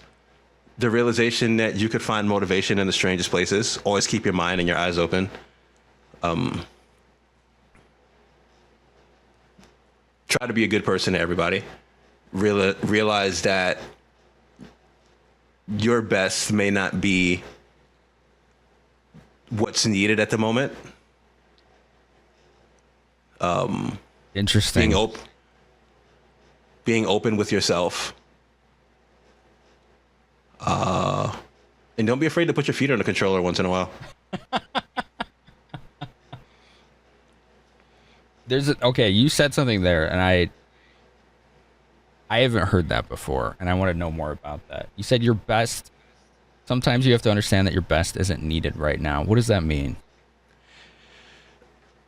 You have friend groups, and sometimes you want to be there and help them. And what you have to offer in those groups or a space, or in my specific case, Twitch team, just what the best that you could offer isn't what they need, in a sense. And it doesn't make you any less of a person. It's just not what's going to help at the moment. I think I understand. To put it in an analogy that I understand, whether it's connected or not, you could have a friend who's really depressed, and your best is well-meaning, but what they really need is like therapy, right? Yes, basically. Okay. That's the best way to, I guess, to describe it. Yeah. Okay. That makes sense to me. I understand now. It's almost like I like that because it's a more positive way to frame the very negative phrase, know your place. Yeah. Kind of. It's like know your place to me always sounded very conceited. Like there's well intent behind it, but it always sounds like somebody's lording over you. Yeah, I don't like that either. Yeah. No, I like the way you said that. That's a lot better, because it's interesting how language itself, we could say the same thing in different ways, and it could completely change its meaning. Kindness is key, right? Yeah. The best isn't needed right now. I really like that. That I mean, for what it's worth, that's. I said, what should people take? What inspiration should they take from you? And I'm like, that's good, because that's just a reminder of how we frame things to each other. Conversation and communication is always important, right? Like we just said how you phrase things and things like that can shape the future of someone else. If you're too hard on somebody, or if you don't say to them what they need to hear and how they need to hear it. Yeah. That might be the last time you hear from them. Yeah, that's true. You never know what somebody's going through or how they're going to interpret what you say. Yeah. Shit just got heavy real quick, didn't it? That's what we're about here, man. That's why these interviews are good. We want to cut to the core. You know, to kind of speak on these interviews and why you're here and why the others are here. Everyone that I bring on here is fascinating in some way. It's kind of why I just call it fascinating people. And you're not here to teach me how to do something. You're not here to teach everyone else how to do something. It may look like that, but that's just the surface. You're here because I want to know why you do those something. And I think other people do too. And I don't think interviews do that enough. Whether through time constraint or they just aren't interested or they think others aren't interested. I don't know. But see, to me, that's what's fascinating and why I want you here. So, yeah, when things get heavy like that, that's what I'm ready for. That's what I think everybody's ready for. Because I feel like these conversations are very hard to have, not just in person or online, but in a stream. Yeah. So it's going to give us all a lens into what makes you tick that we wouldn't otherwise, you know, have that privilege of accessing. Yeah. So let's touch a little bit more on that then. Okay. You've been on Twitch a long time. How has Twitch itself and your time there opened your eyes to the world? Because there could be good and bad in that. Like, that could go any way. I would say that it's not an exaggeration to say that discovering Twitch saved my life. Really? Yeah. Living in New York, which wasn't a bad place to live, but I only knew one devil, right? And it was much easier to stick to the devil I knew, which was, you know, union jobs, living in the city, and not much of an idea or a care of an idea beyond that. But discovering Twitch, learning about people from different areas, eventually having my first trip to a different area. My first flight was to a TwitchCon. Really? Yeah. I traveled out of state a few times, but it was always by car. That was my first plane. Experiencing that there was more to life beyond New York and more to life beyond the jobs that were physically destroying me. Definitely changed things. I don't know where I'd be if I was still working in train tunnels. That's what you did, huh? Train tunnel work. Was it just manual labor? Yeah, heavy manual labor. It was rough. Nothing down there was light, and everything was awkward. We come home from work from days and like genuinely have to jump straight in an Epsom salt bath because I couldn't move my back, or my shoulder was killing me, or my feet or my knees were killing me from having to walk across train tracks. It was, yeah, it's rough. When were you able to make that switch? 2021 was when I was able to leave there. Is it 2021? Yeah, 2021 I left, and I kind of just did content creation full time for a year until I would move to another state. But I'm thankful for it every day because I don't know where I'd be if I was still down there.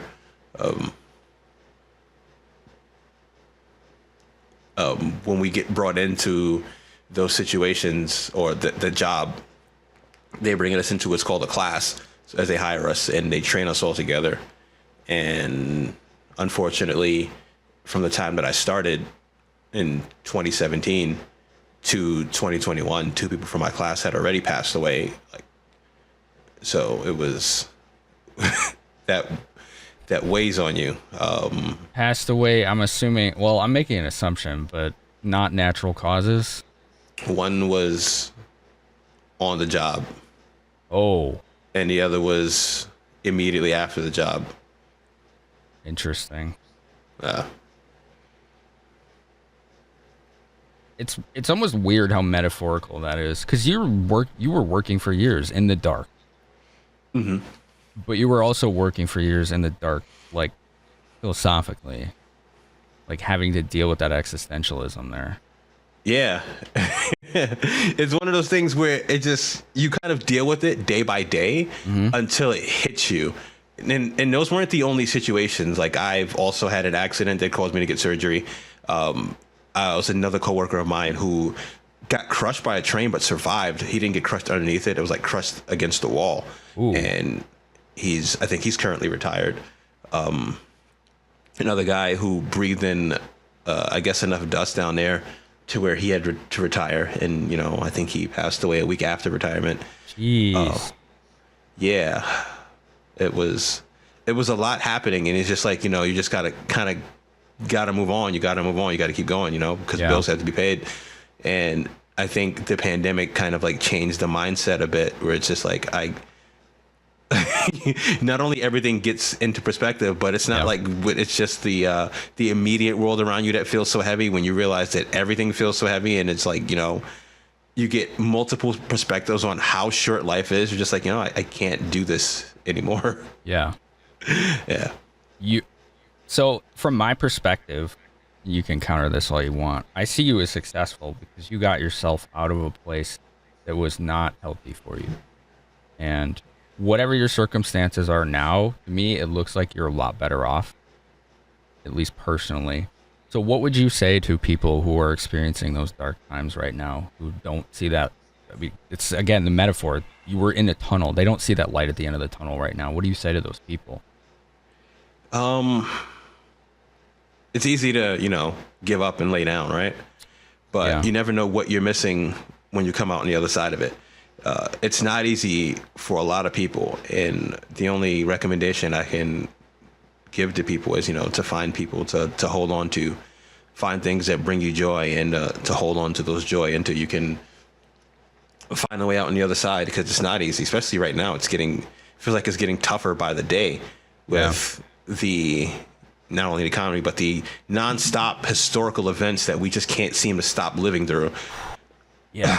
Tell me about it. It feels like it gets heavier by the day, but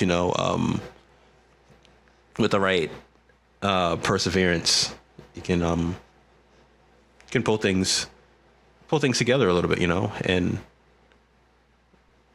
find the joys that made life worth living before things got dark. What specific activities or actions do you think people in that situation could try or look into to shake it up for themselves? That's tough. That's a tough thing to say, because most activities involve money. And if we're going to be real, most people who are going through it are going through it because of money. So that's a tough thing to say. But like having like a good friend group definitely helps, right? Like whatever it is your joy is, and having a friend group and easing that financial burden is what's important. And not being afraid to ask for help. Yeah. Those are the things that are gonna, I guess, save people's lives.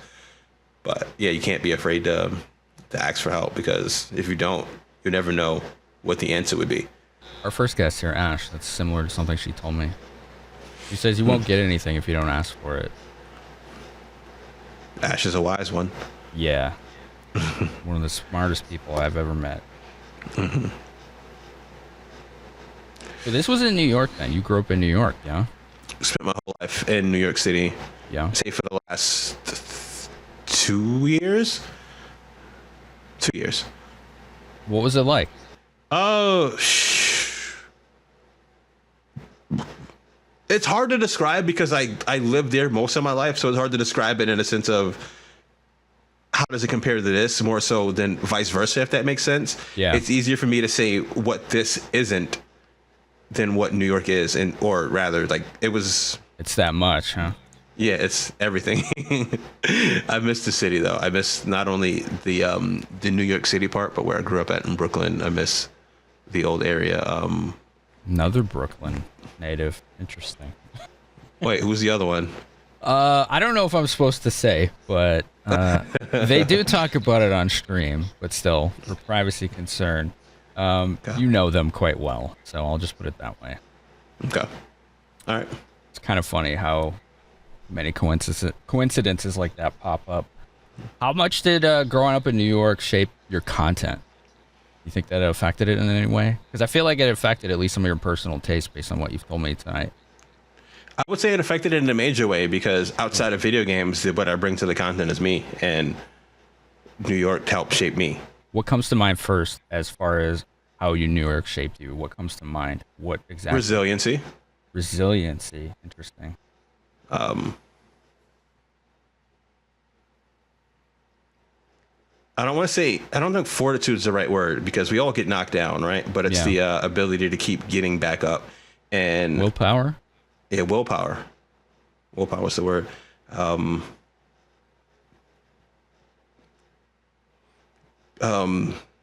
feel like New York has also made me a bit of a wise ass. Oh, really? Oh, there's that. So it brings wit to the channel, huh? Yeah, you kind of have to be witty sometimes, especially when everybody's starting to roast you. You gotta be able to, gotta throw it back, That's funny. Okay, so you mentioned like resiliency, willpower, tenacity's in there, right? Like that's basically what we're getting at. Mm-hmm. Did you bring these things from New York because it was a tough time growing up there? Were times rough for you, or were you in a privileged area, or was it something else? I was kind of in the middle. I wouldn't say it was always rough. Yeah. It wasn't always rough.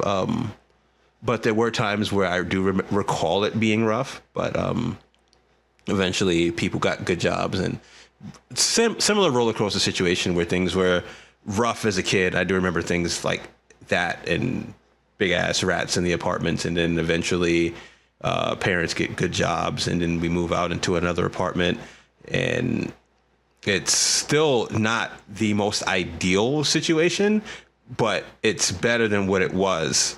And there's an appreciation to be had for that. And then things start to get rough because people get in over their heads again, and bad decisions get made. And then, so yeah, a bit of a roller coaster, but I've never been super down, and even in the moments where things have been bad, there's always been people to lean on. This sounds like content creation. Yeah.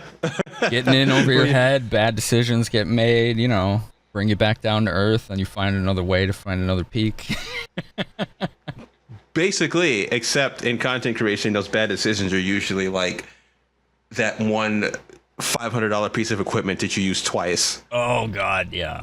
You're just like, why did I get this? And you're trying to find more ways to incorporate it, and then you're just like unmotivated to use it. And then the next piece of equipment comes out, and you're just like, oh, do I want that? And you just got all these shiny toys, and you realize like, So you mentioned that $500 toy or whatever they used 2 times, right? Yeah. That kind of brings me to a topic I see a lot. You probably have opinions on this. How important is it to get gear and tech for creating content like that? It really depends on what you do, but a lot of times you can get innovative, right? If you can't necessarily afford that, you don't need to break the budget. I believe it's Ash who uses a regular webcam, but uses a filter to make it look like a DSLR camera. Yeah. Yeah. You can get creative if you're willing to get creative. The only thing I feel like it shouldn't be toyed around with too much is sound, because sound is pretty important and very hard to figure out.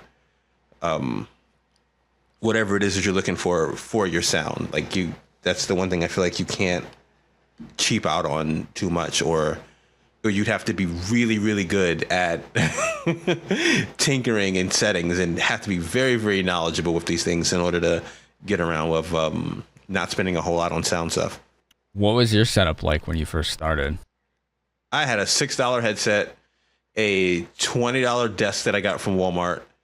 I had 2 monitors though.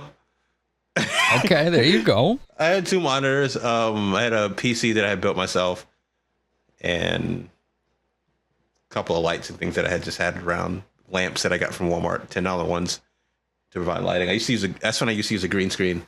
I used to use, you could buy those floor lamps at Walmart. They're like 5 feet tall or whatever. Mm-hmm. They had those like cones on them. I put used dryer sheets and tape them over them to diffuse light. Like, I can't afford those expensive LED panels and giant light boxes. That's how it's got to be, man. Sometimes you got to do whatever you can to put together your we'll call it the got no green screen. You got no money. I used I think I went to Michael's and got like a green cloth. I can't remember. It was some art store that I went to, but it was like a giant green cloth that I paid like $7 for. I got some thumbtacks and I tacked it up to the ceiling. Just a big green cloth, huh? Yep. Talking about innovation, right? When you want it, you're bad enough. You have to realize that you just got to get innovative. You know, you don't necessarily need to get the $100 green screen. Yeah, that's true. Make one yourself. I think and I think that's a thing a lot of people see as a barrier to entry, is this like tech investment. I'm very mad about this topic, by the way, because I submitted this panel to TwitchCon and it was denied. Oh no! Yeah, I know me and the people that I had ready to do this, we were all 100% ready to get this going for everybody, but maybe next year. Okay, let's break it down, right? Mm-hmm. This panel didn't get accepted, but you got a lot to say about it. So what would you start by telling people about this topic here? Research, right? Know your alternatives. You're looking at that piece of equipment, which is nice, like it's a macro keyboard, but it's pretty much a $200 macro keyboard. You can set up your own macros with your own keyboard or get another macro keyboard yourself for like $15 and learn that if that's the route you're willing to go. We talked about the camera stuff. Yeah. If money for games is a genuine barrier for entry, you could do things like challenge runs with your favorite games or learn to speedrun, which, gives you repeated value content out of the same things. And it gives a reason for people to come back every time. There's different ways that you can genuinely start out, to make it. It's tough. It's tougher when your income is lower, when you have less money to spend on these things, but you don't necessarily need to spend a few $1,000s out of the gate to succeed. And I think for your community, it's probably better for them to see the glow up happening in real time, right? For them to start out like, hey, this is the humble beginnings. And, oh, shit, look, he's got a DSLR camera now. Look at him coming out. Look at my boy,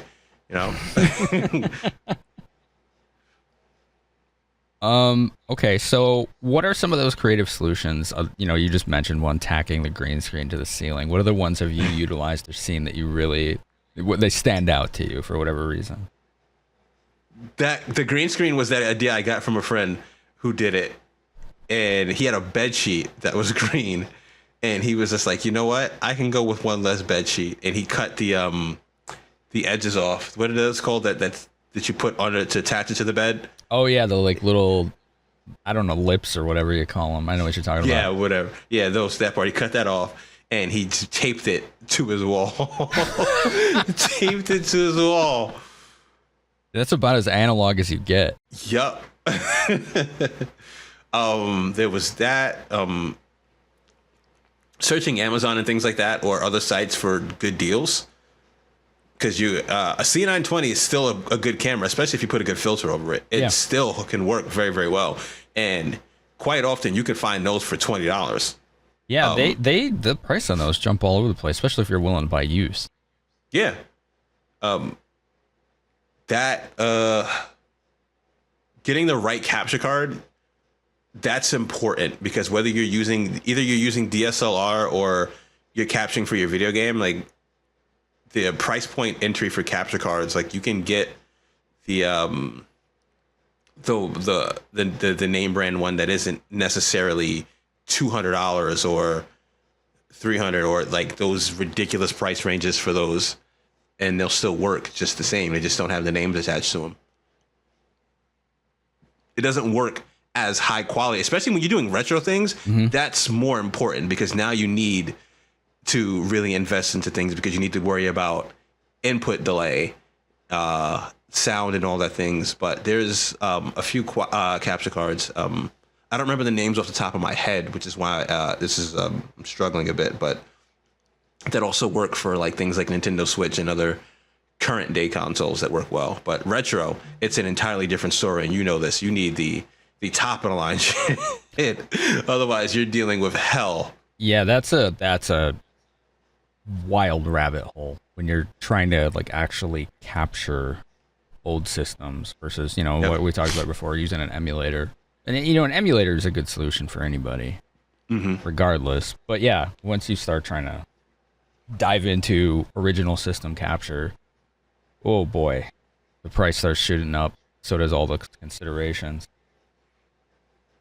What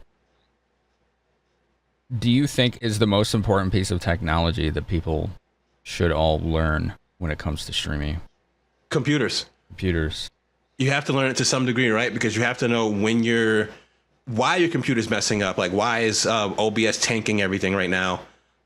Those simple things. Not burning out your PC too quickly is very, very important. Knowing how to get the most out of your rig. That's if you're not doing the console streaming thing, right? But yeah. As far as technology go, it'll probably be a personal computer. This is the thing you want to figure out the most. Second, and not a distant second, a very, very close second to whatever it is you're using for your audio setup. It's important to have good volume and not have your microphone absolutely peaking when you're having a gamer moment. I feel bad, but if that happens a lot, I can't watch a stream. Yeah, me neither. It's too painful in the ears. Yeah. It's funny once in a while, right. But if it constantly happens, it's like, no, like this isn't for me. No shade to the people who do it and who do enjoy it, but I can't do it constantly. Right. I think it drives a lot of people away, and a lot of people don't understand that fully, or they. Yeah. What I think that people should do, especially if they're new, is every once in a while look at one of your VODs, just watch some of it and see, because you'll notice those pain points even if you weren't aware of them in the moment. Have you ever gone back and done that? Like absolutely. That was one of the things that led me to get a new microphone. I didn't realize how bad my mic was. People put up with it and they liked it, but when I heard it, I'm like, it sounded good in my ears because I usually have like on audio playback. But I didn't realize how much it had peaked, which wasn't terribly often, but it was still enough to be striking where it's just like, okay, I need to get a better setup. This headset that I got from Walmart isn't working anymore. So, okay, let's switch gears a little bit, kind of related to this, because it's more about things that streamers do. You have pretty strong opinions on streamers doing what we call a shout out, where you go to a channel, someone sees you, they're like, oh, hey, this is Jroc, let's give him a shout out so people can follow him and go to his channel. But I've heard you say some rather uncommon opinions about that, and I want to learn more about that. I think a lot of the times it's inauthentic, to be 100% honest with you. Interesting. It's not only inauthentic, but it's also kind of dangerous the way some people do it. Because if I go on your channel right now and you say shout out to Jroc, you guys should follow him, and you can't tell them a damn thing about what it is that I do, how are you now vouching for somebody that you don't watch? You don't know what kind of content you're vouching for. And I've seen a lot of people do that, whereas they see someone come in with a partner badge and they suddenly give them a shout out. Yeah. And it's like, you don't know exactly what it is that you're vouching for right now. And it's very, very hard to vouch for that thing if you don't even know the person. It's like, what's the point of you doing this? It doesn't come off as authentic in the slightest. I can understand that. That makes sense to me. You said another word about it too, dangerous. Yeah. So where does that danger come in? Because now you're vouching for people that you don't know, and people could be having some of the weirdest, most uncomfortable content that they've ever seen, and you're vouching for people to go watch these things, and you should know your audience and what your audience is into, and who you're vouching for, especially if you want to champion yourself as a quote-unquote safe space. You may be vouching for somebody that actually hates everyone in the LGBT community, or actually has some like serious racial undertones that they portray openly in their content and in their personality. So this is you've explained this in a way that makes perfect sense to me, and I get it. I understand it now. I still don't see a lot of people who are resistant to shoutouts in this way. Does this come from an experience that you've had or seen? My personal resistance to shoutouts was my own personal issues and I guess trauma where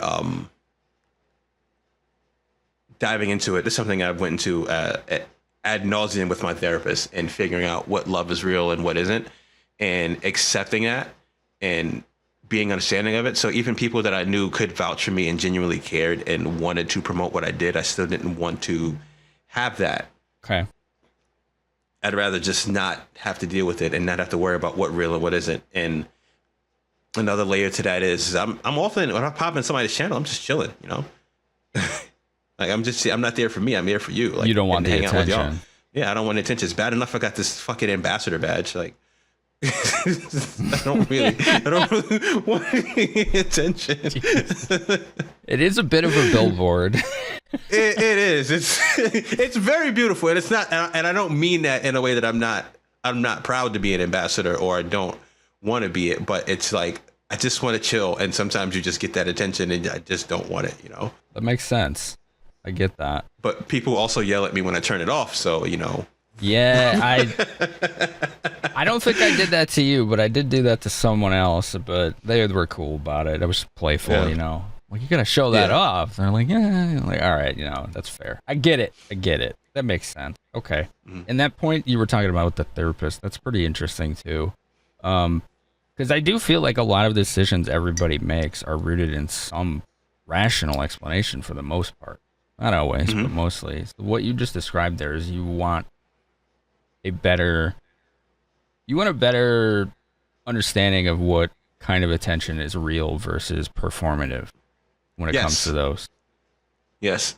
And I think the easiest way to describe that, which is why I've not said anything. This is the first time I'm saying this out loud, but I have been 100% more comfortable with shout outs in general, especially from people that I know me and what it is that I do and can vouch for my content and things like that. And not just my content, but for me as a person. But yeah, too many people will shout you out or do things like that, and they can't tell you a thing about you. That's interesting, yeah. Yeah, everybody's like, oh, yeah, go follow General Andrews. He's a cool guy, and they can't elaborate beyond that. They have no idea.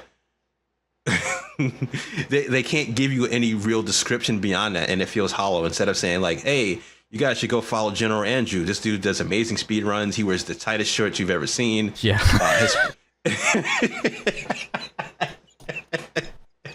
Oh, I can't wait to show him.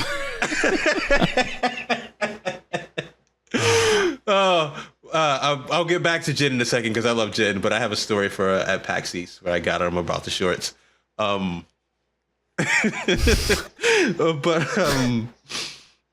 Yeah, it's just like, yo, he does this. He's good content. You'll love his energy. He's always high energy. Things like that. He's very, when things are not going well, he's a very positive person still, keeps that same attitude and things like that, right? Or if I'm saying something like, God, guys, you should go follow Finamenon, phenomenal retro broadcaster. He has one of the greatest backdrops that I've seen on the platform.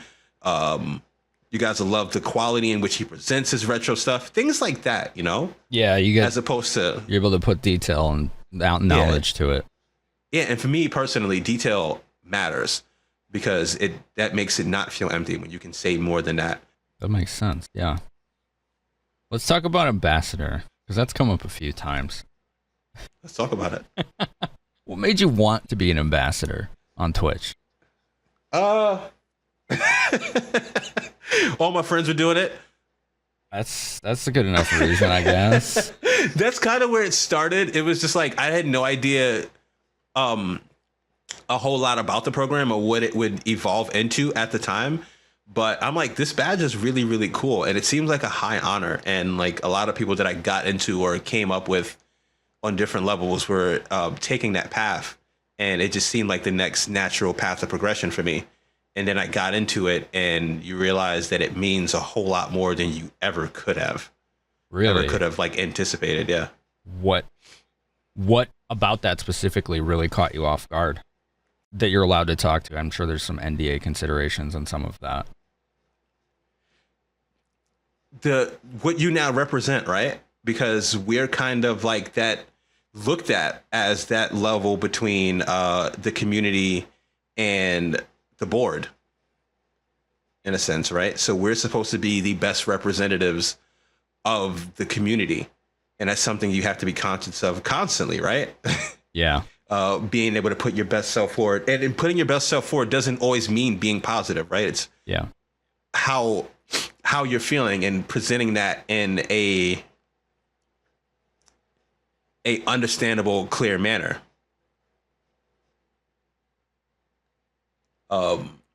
Being able to, you know,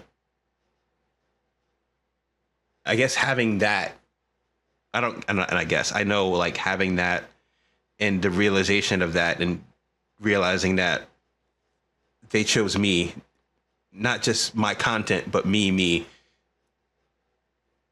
because they felt like I was a good representative of that, is humbling every day. It's something that even on my lowest days, I'm able to like look to and just like, oh yeah, I am. Even as the numbers may not be where I want them to be at the moment, I'm still somebody whose work will never be not recognized. You've achieved a level of success that has transcended metric. Yes. How has that, and do you feel, does that program benefited you? And if so, how? It's a constant confidence boost, even on the lowest days. It's a confidence boost, and not just the content, but the words that I say, because they're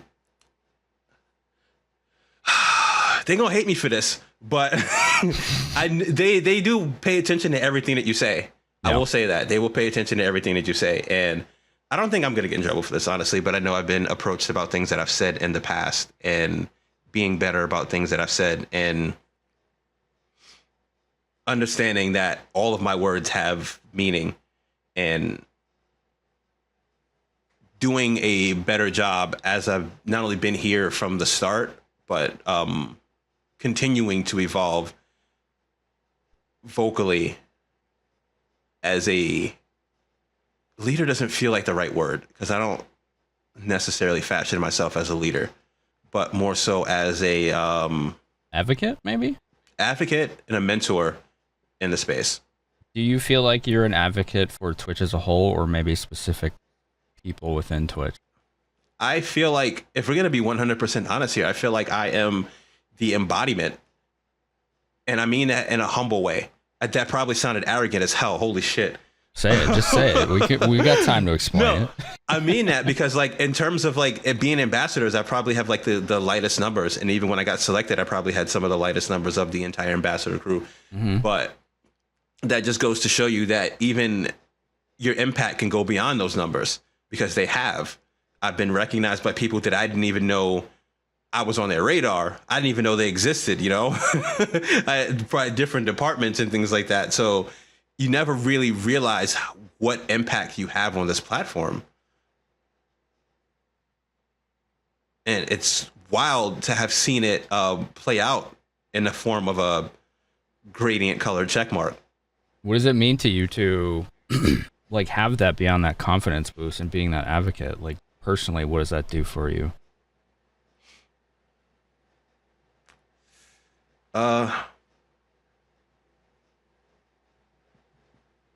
It's just always something to fall back on, I guess. Yeah.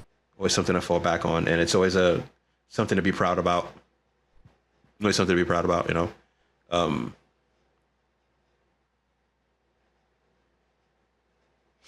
I feel like the confidence boost is the most important thing, right? Yeah. And especially in this place, when in this space rather, where your confidence could come and go at any moment. at any moment, it could come and go. Yeah. Like the second you hit start streaming, you can just go, damn it, should I be here today? Right. You know? Yeah. And that could flip on you in 10 minutes into stream too, where it could just be like suddenly you were at the top.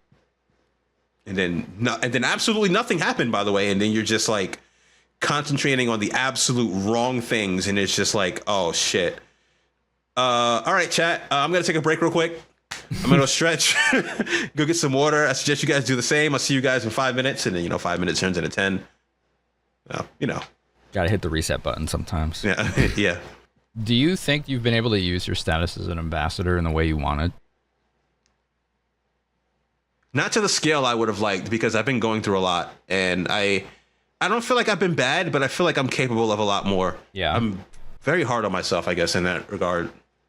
But I haven't been the best version of me, and I think that it's been all right because I've been open about not being the best version of me and just working on getting to that and realizing that the best version of me isn't somebody in the past, but the person that I'm working towards now, if that makes sense. What ways have you wanted to utilize this, status, this privilege, this position? Being a good example. And this is something that I think we talked about a couple of weeks ago when there was an entire situation on social media where someone was taking shots and targeting people within the trans community, and I felt like my response was, well, let's raise some funds for those people in need. Let's raise some fund for the trans community. Yeah. I feel like that's one example of being a good example.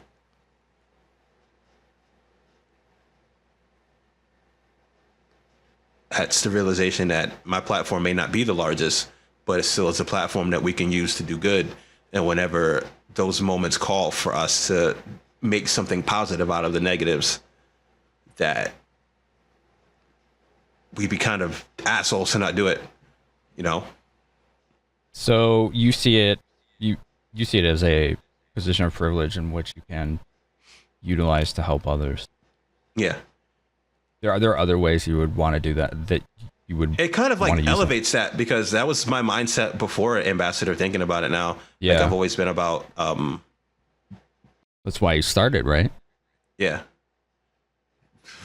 It's weird to think about, because I like thinking about it now, like how often I've been in situations where it's like, oh yeah, this sucks, but like, how can we make the best out of this? And those fundraisers that I started before that, the amount of impromptu fundraisers we put together and the amount of like big scale things that I've had a hand in on some degree, which has been, nice to think about. Well, from what I found, just via Tiltify alone, over the years, you've raised over $20,000 for charity. Mm-hmm.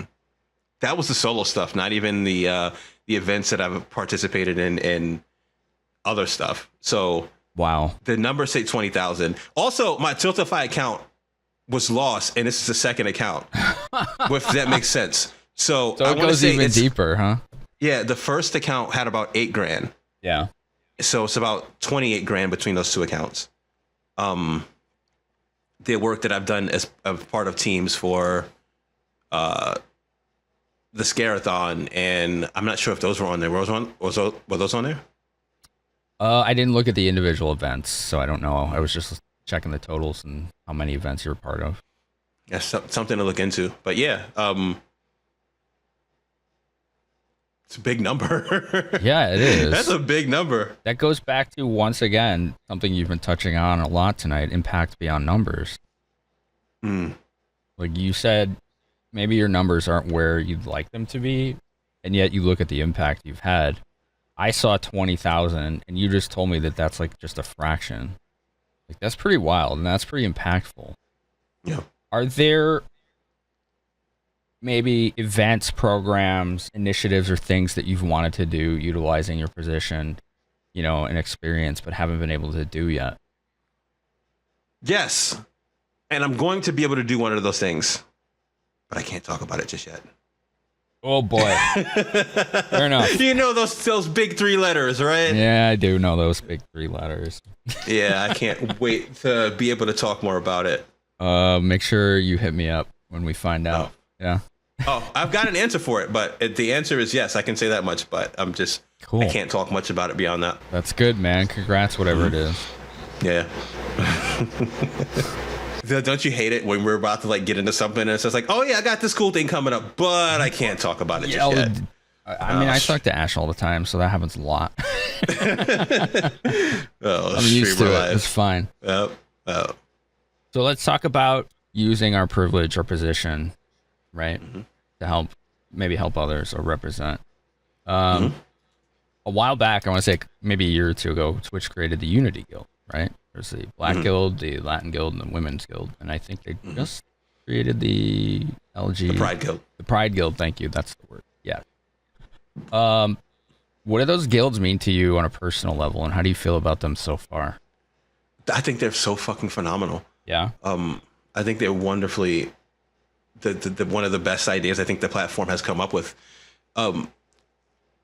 Not just representation, but when you're a minority in a space where you feel like you're a minority in a space, or when you've been targeted because of your identity, to have a hub, a guild of people who can relate to your experiences, and you guys can lift each other up through those experiences and highlight the positives of your identities. It's huge. It's huge.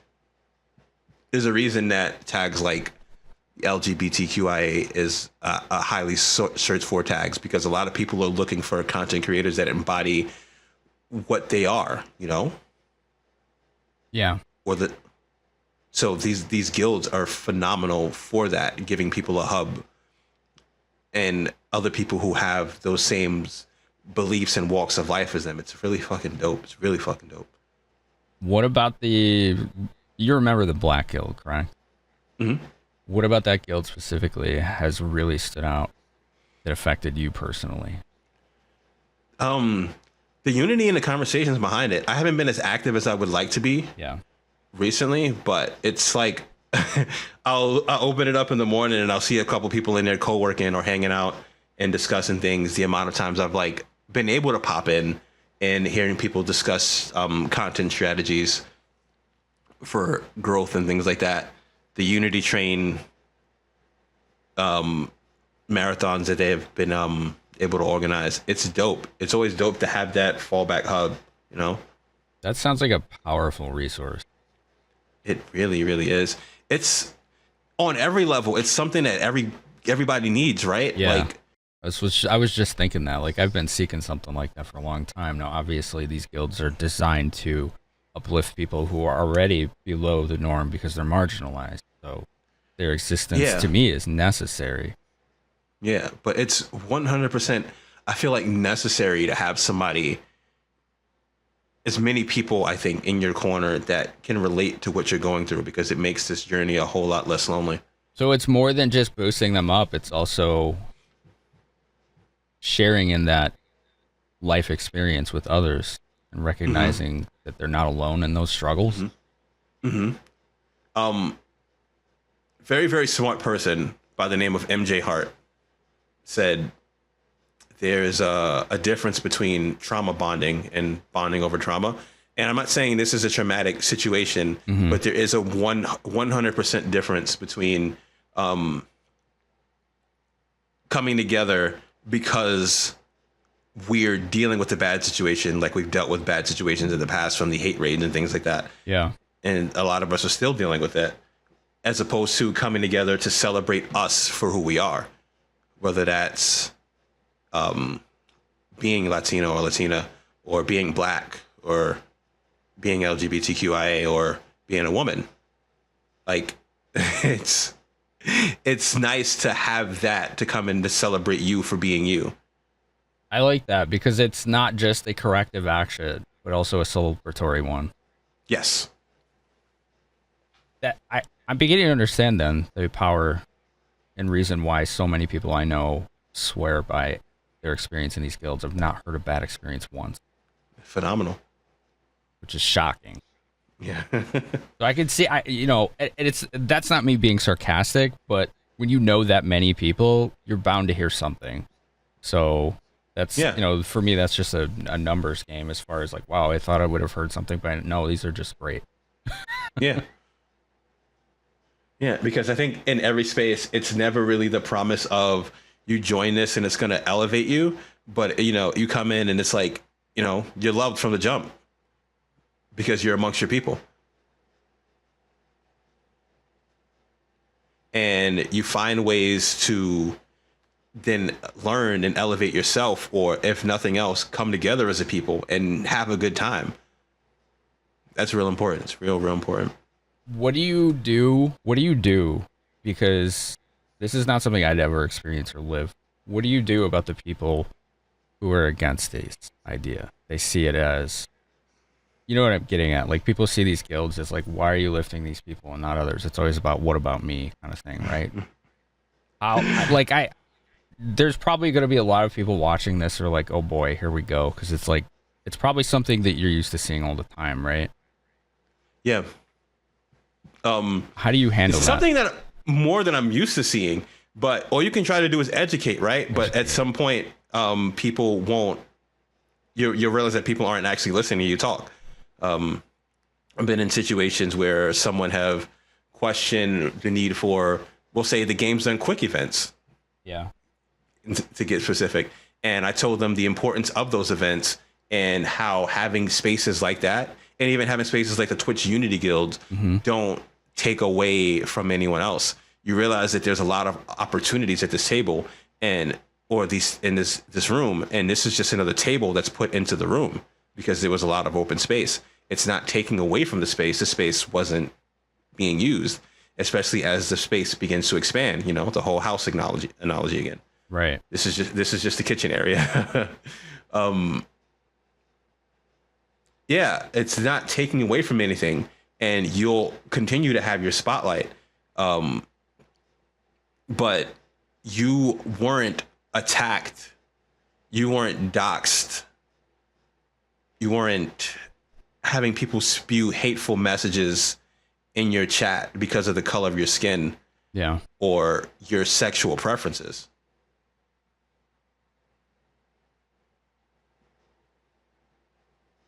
You know, like I've never went into a white guy's chat and said, you know, something completely hateful. Right. To be fair, I don't see that ever. Like not like attacking their identity in that way, right? Yeah, like they like get attacked because they're a piece of shit. You right? know? Yeah, they did something stupid. They said something stupid. Maybe they got funny hair, like whatever, right? It's like not attacking their identity. It's just like, yeah, I get it. It's really hard for me to really like, and that's kind of why I wanted to bring it up, is because, like I said, it's hard for me to fully have a full understanding of this because it's not something I can ever live, or at least imagine it, you know, because I have not grown up being judged for my identity. You know, I've been judged for other things, which is somewhat related to the guild. You know, I personally would like to see a guild that maybe does representation for neurodivergence or something like that. Okay. But that's a different can of worms. A disability guild would be a pretty solid idea, but I wonder how they'd go about it. Right. That's tough, right? Yeah. That's why I feel like it's a bit of a different conversation. Yeah. So like I can at least in parallel relate, because I have definitely been judged for that, but it's like it's in a different ballpark entirely. It's not even in the same house anymore. So I'm always curious how folks manage that, especially as creators, because you do get that spotlight on you simply because you just look different than them. And, you know, women deal with this every day. Black folk deal with this every day. Just anyone who's marginalized deals with this every day. And it's always like something I'm like, where do you find that resilience, you know, to keep doing what you're doing? I just do, if that makes sense. I just don't give a shit after a certain point. Yeah. And I think it's easier for me to say that because I've been here for so long, and throughout every situation where I felt like I've been a target because of the color of my skin, I'm still here, and I continue to, make a name for myself. And I don't feel like I've made a name for myself simply because I'm black and being elevated to these spaces because I'm black. I don't think it's because I'm anybody's token. I have like a very unique ability to play games with my feet, and have been an advocate for many people who can't play games traditionally for longer than I probably think that I have. I never realized the impact of what I was doing until I began to talk to people who couldn't, play games without their hands. But yeah, I just more or less kind of tune it out because I've realized that the more attention you give it, this is what they want. It sucks to be able to have to do that because oftentimes if it's like dust in the corner of your house, right? You see the dust, sometimes you got to sweep it out, clean it out. Mm-hmm. And if you don't, it just starts to grow and fester and become worse. But in some cases, it's like you have to treat it differently. Sometimes you blow off a little steam. Sometimes you bring attention to it. And sometimes you just have to let it go because you're regardless of what type of person you're dealing with behind you, whether you're dealing with a misogynistic crowd, a racist crowd, and a transphobic crowd, they're also individuals, right? And they respond differently to different types of attention or lack thereof. So it's never like a one-to-one case. Makes sense. There's no one answer, is there? No. What ways do you think Twitch could better support creators who are under fire like that?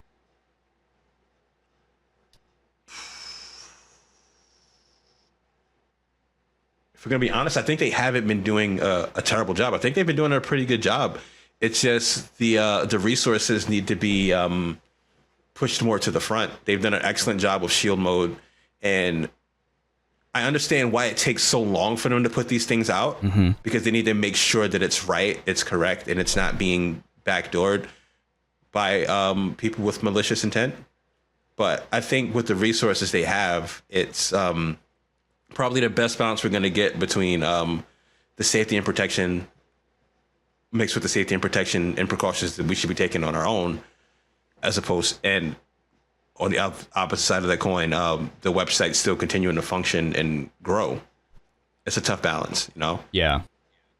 I think after a certain threshold, it's like people are asking Twitch to unlearn racism from others, which is not possible for them to do.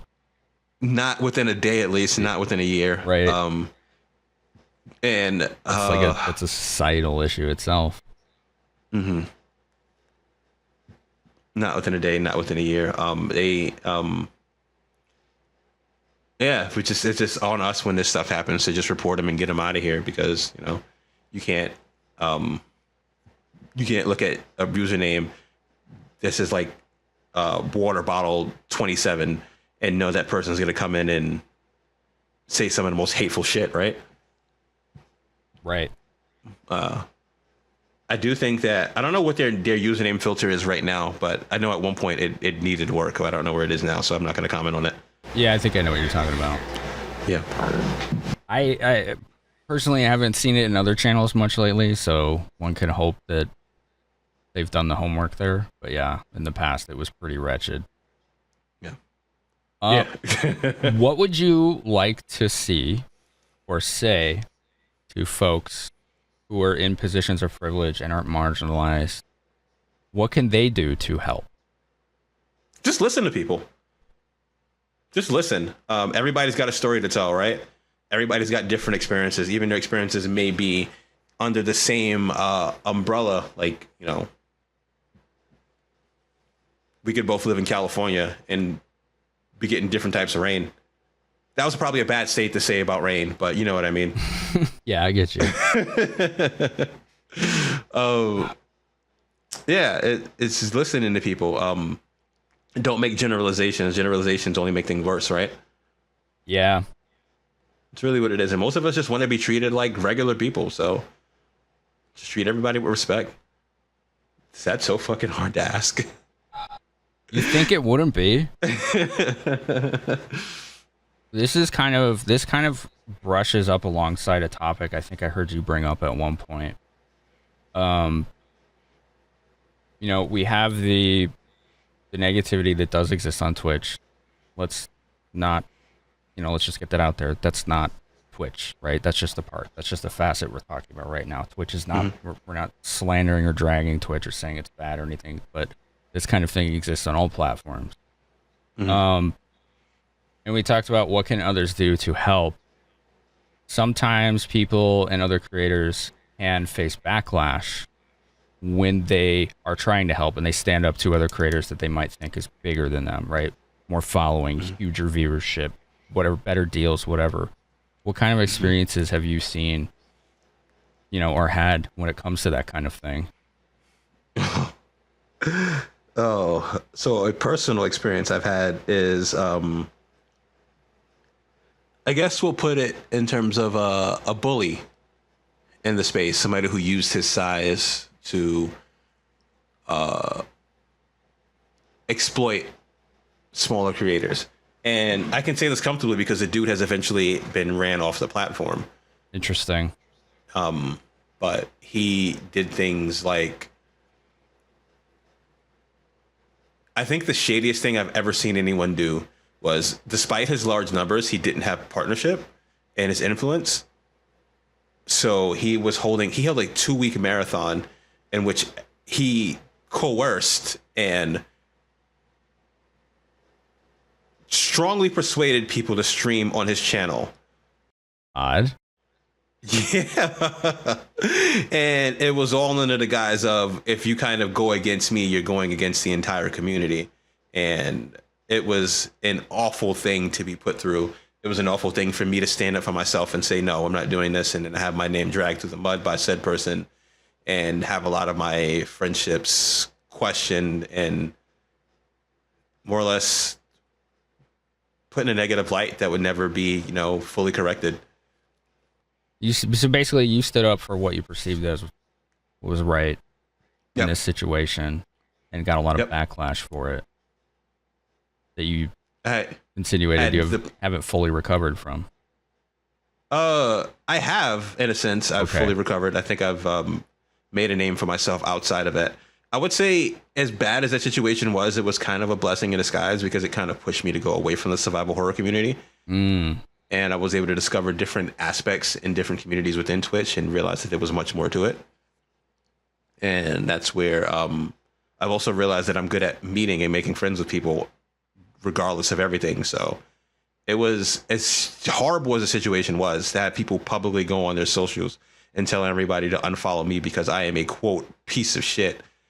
There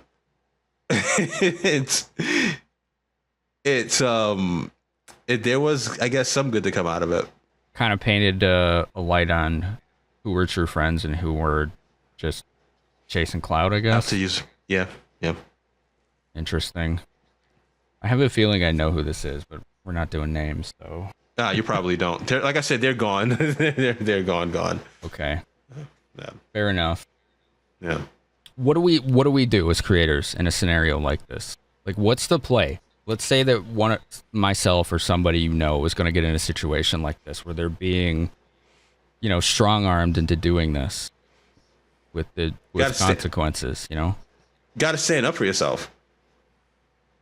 You got to stand up for yourself. It sucks, and you would hope that it doesn't become a public smearing campaign, but I can tell you infinitely, it'll suck more to stand up for yourself and have to go through that battle than for me personally to have to look at myself in the mirror and I let someone completely walk over me like that. So you kept your self-worth, your integrity. Yeah. Mm-hmm. Your reputation speaks for itself. Mm-hmm. And whoever this person is gone. I'm assuming that it caught up to them. A lot of their stuff being to catch up to them. Yeah. Like I said, we're not going into too many details. Right. Don't want to turn it into that. But yeah, I wasn't the only person that they pulled things like that with, and it eventually caught up to them. Karma always comes back some way. Yeah. Do you have any advice or steps or things people can do to help avoid these situations or better protect themselves or make actions in response to them? I don't know how often those type of situations exist where people are doing marathons and getting people to stream on their channel like that. Not quite as specific, but just larger creator utilizing their position to push someone perceived as lower than them. in this Just space? know who your real friends are in these situations. Gets build trust up with some good people, and things like that help you to get out of these situations. Recognizing the red flags before you get too involved in a situation.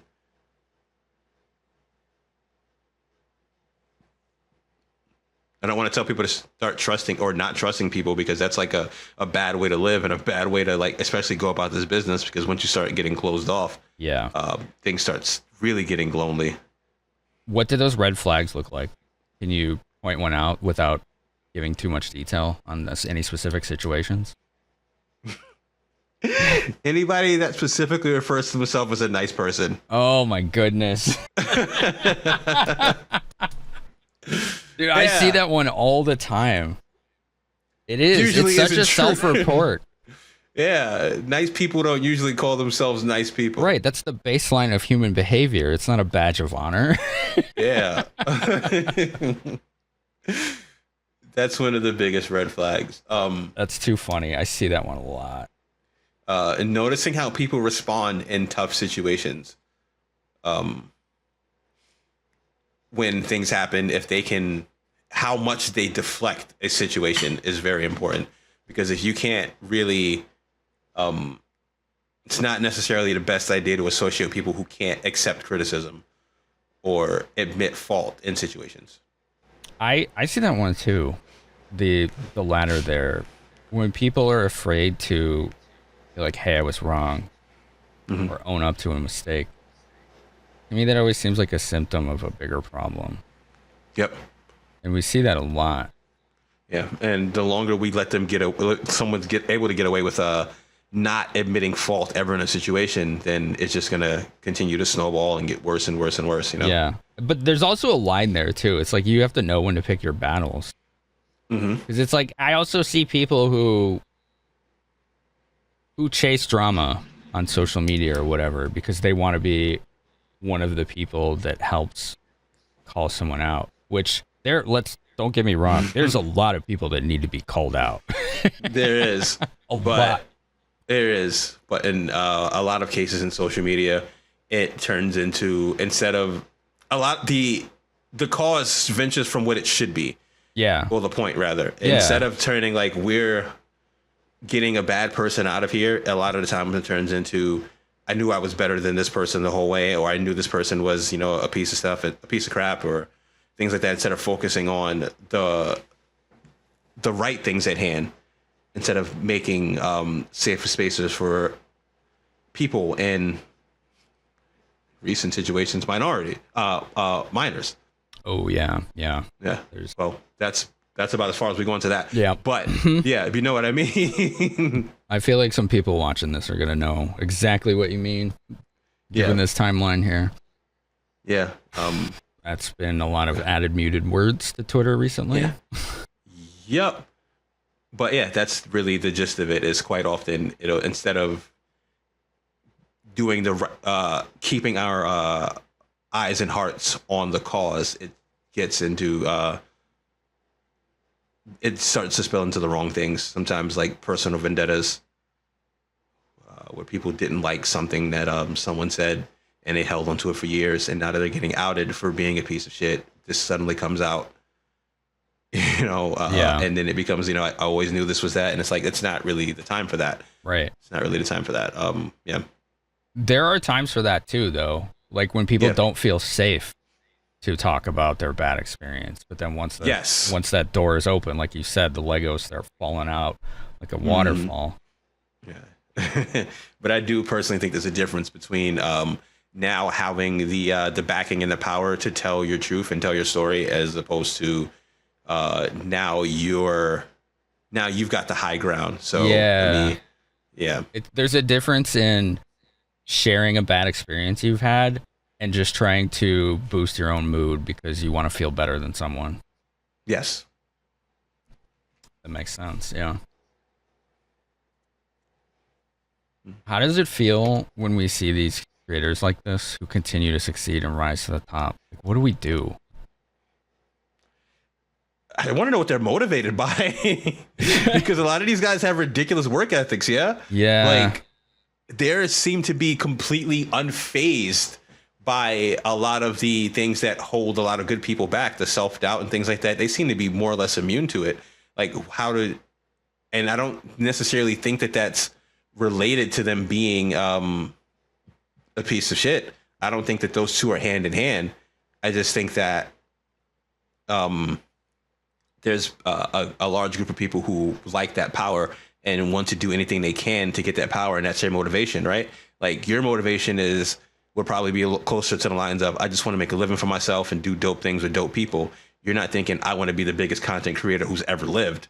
Yeah, that's correct. I could not even imagine what I would do with myself if I had that much attention. It's just like I would need to clone myself. Yeah, that's it. I think I answered the question. You've seen Twitch change a lot over the last 10 years.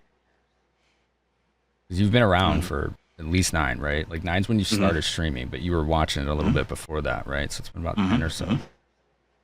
What have they gotten right, and what do you wish they've done differently? I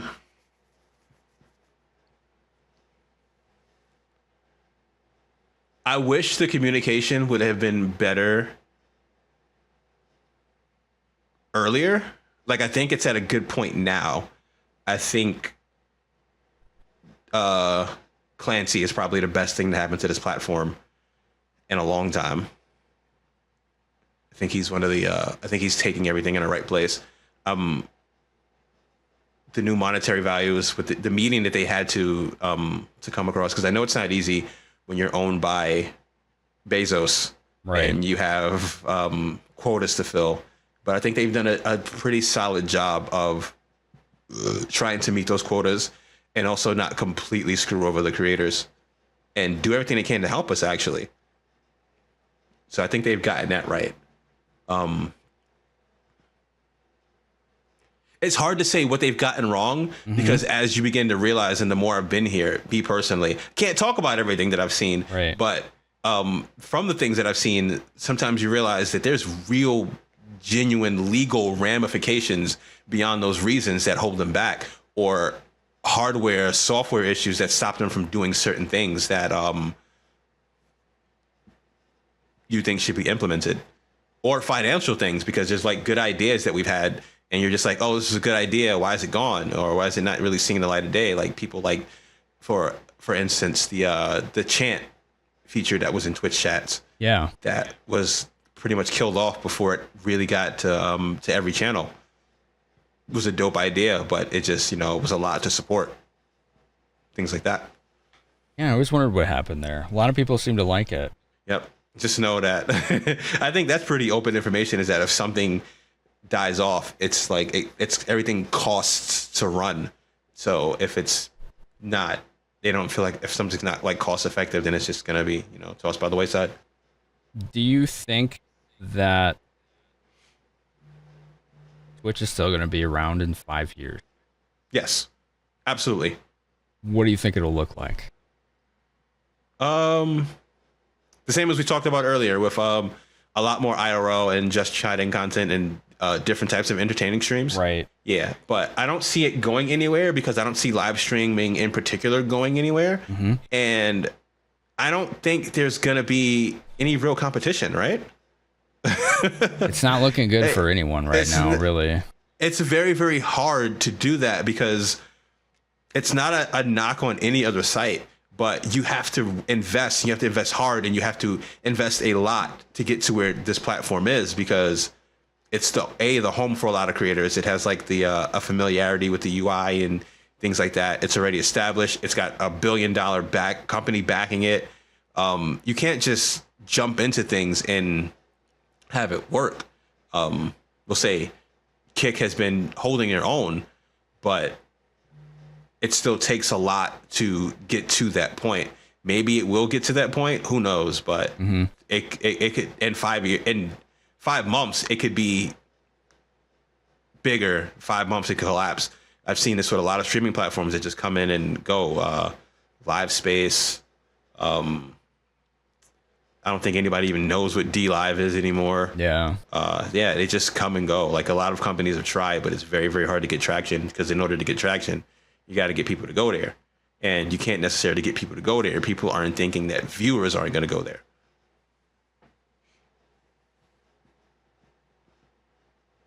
So with that said, people are always going to be looking to be entertained.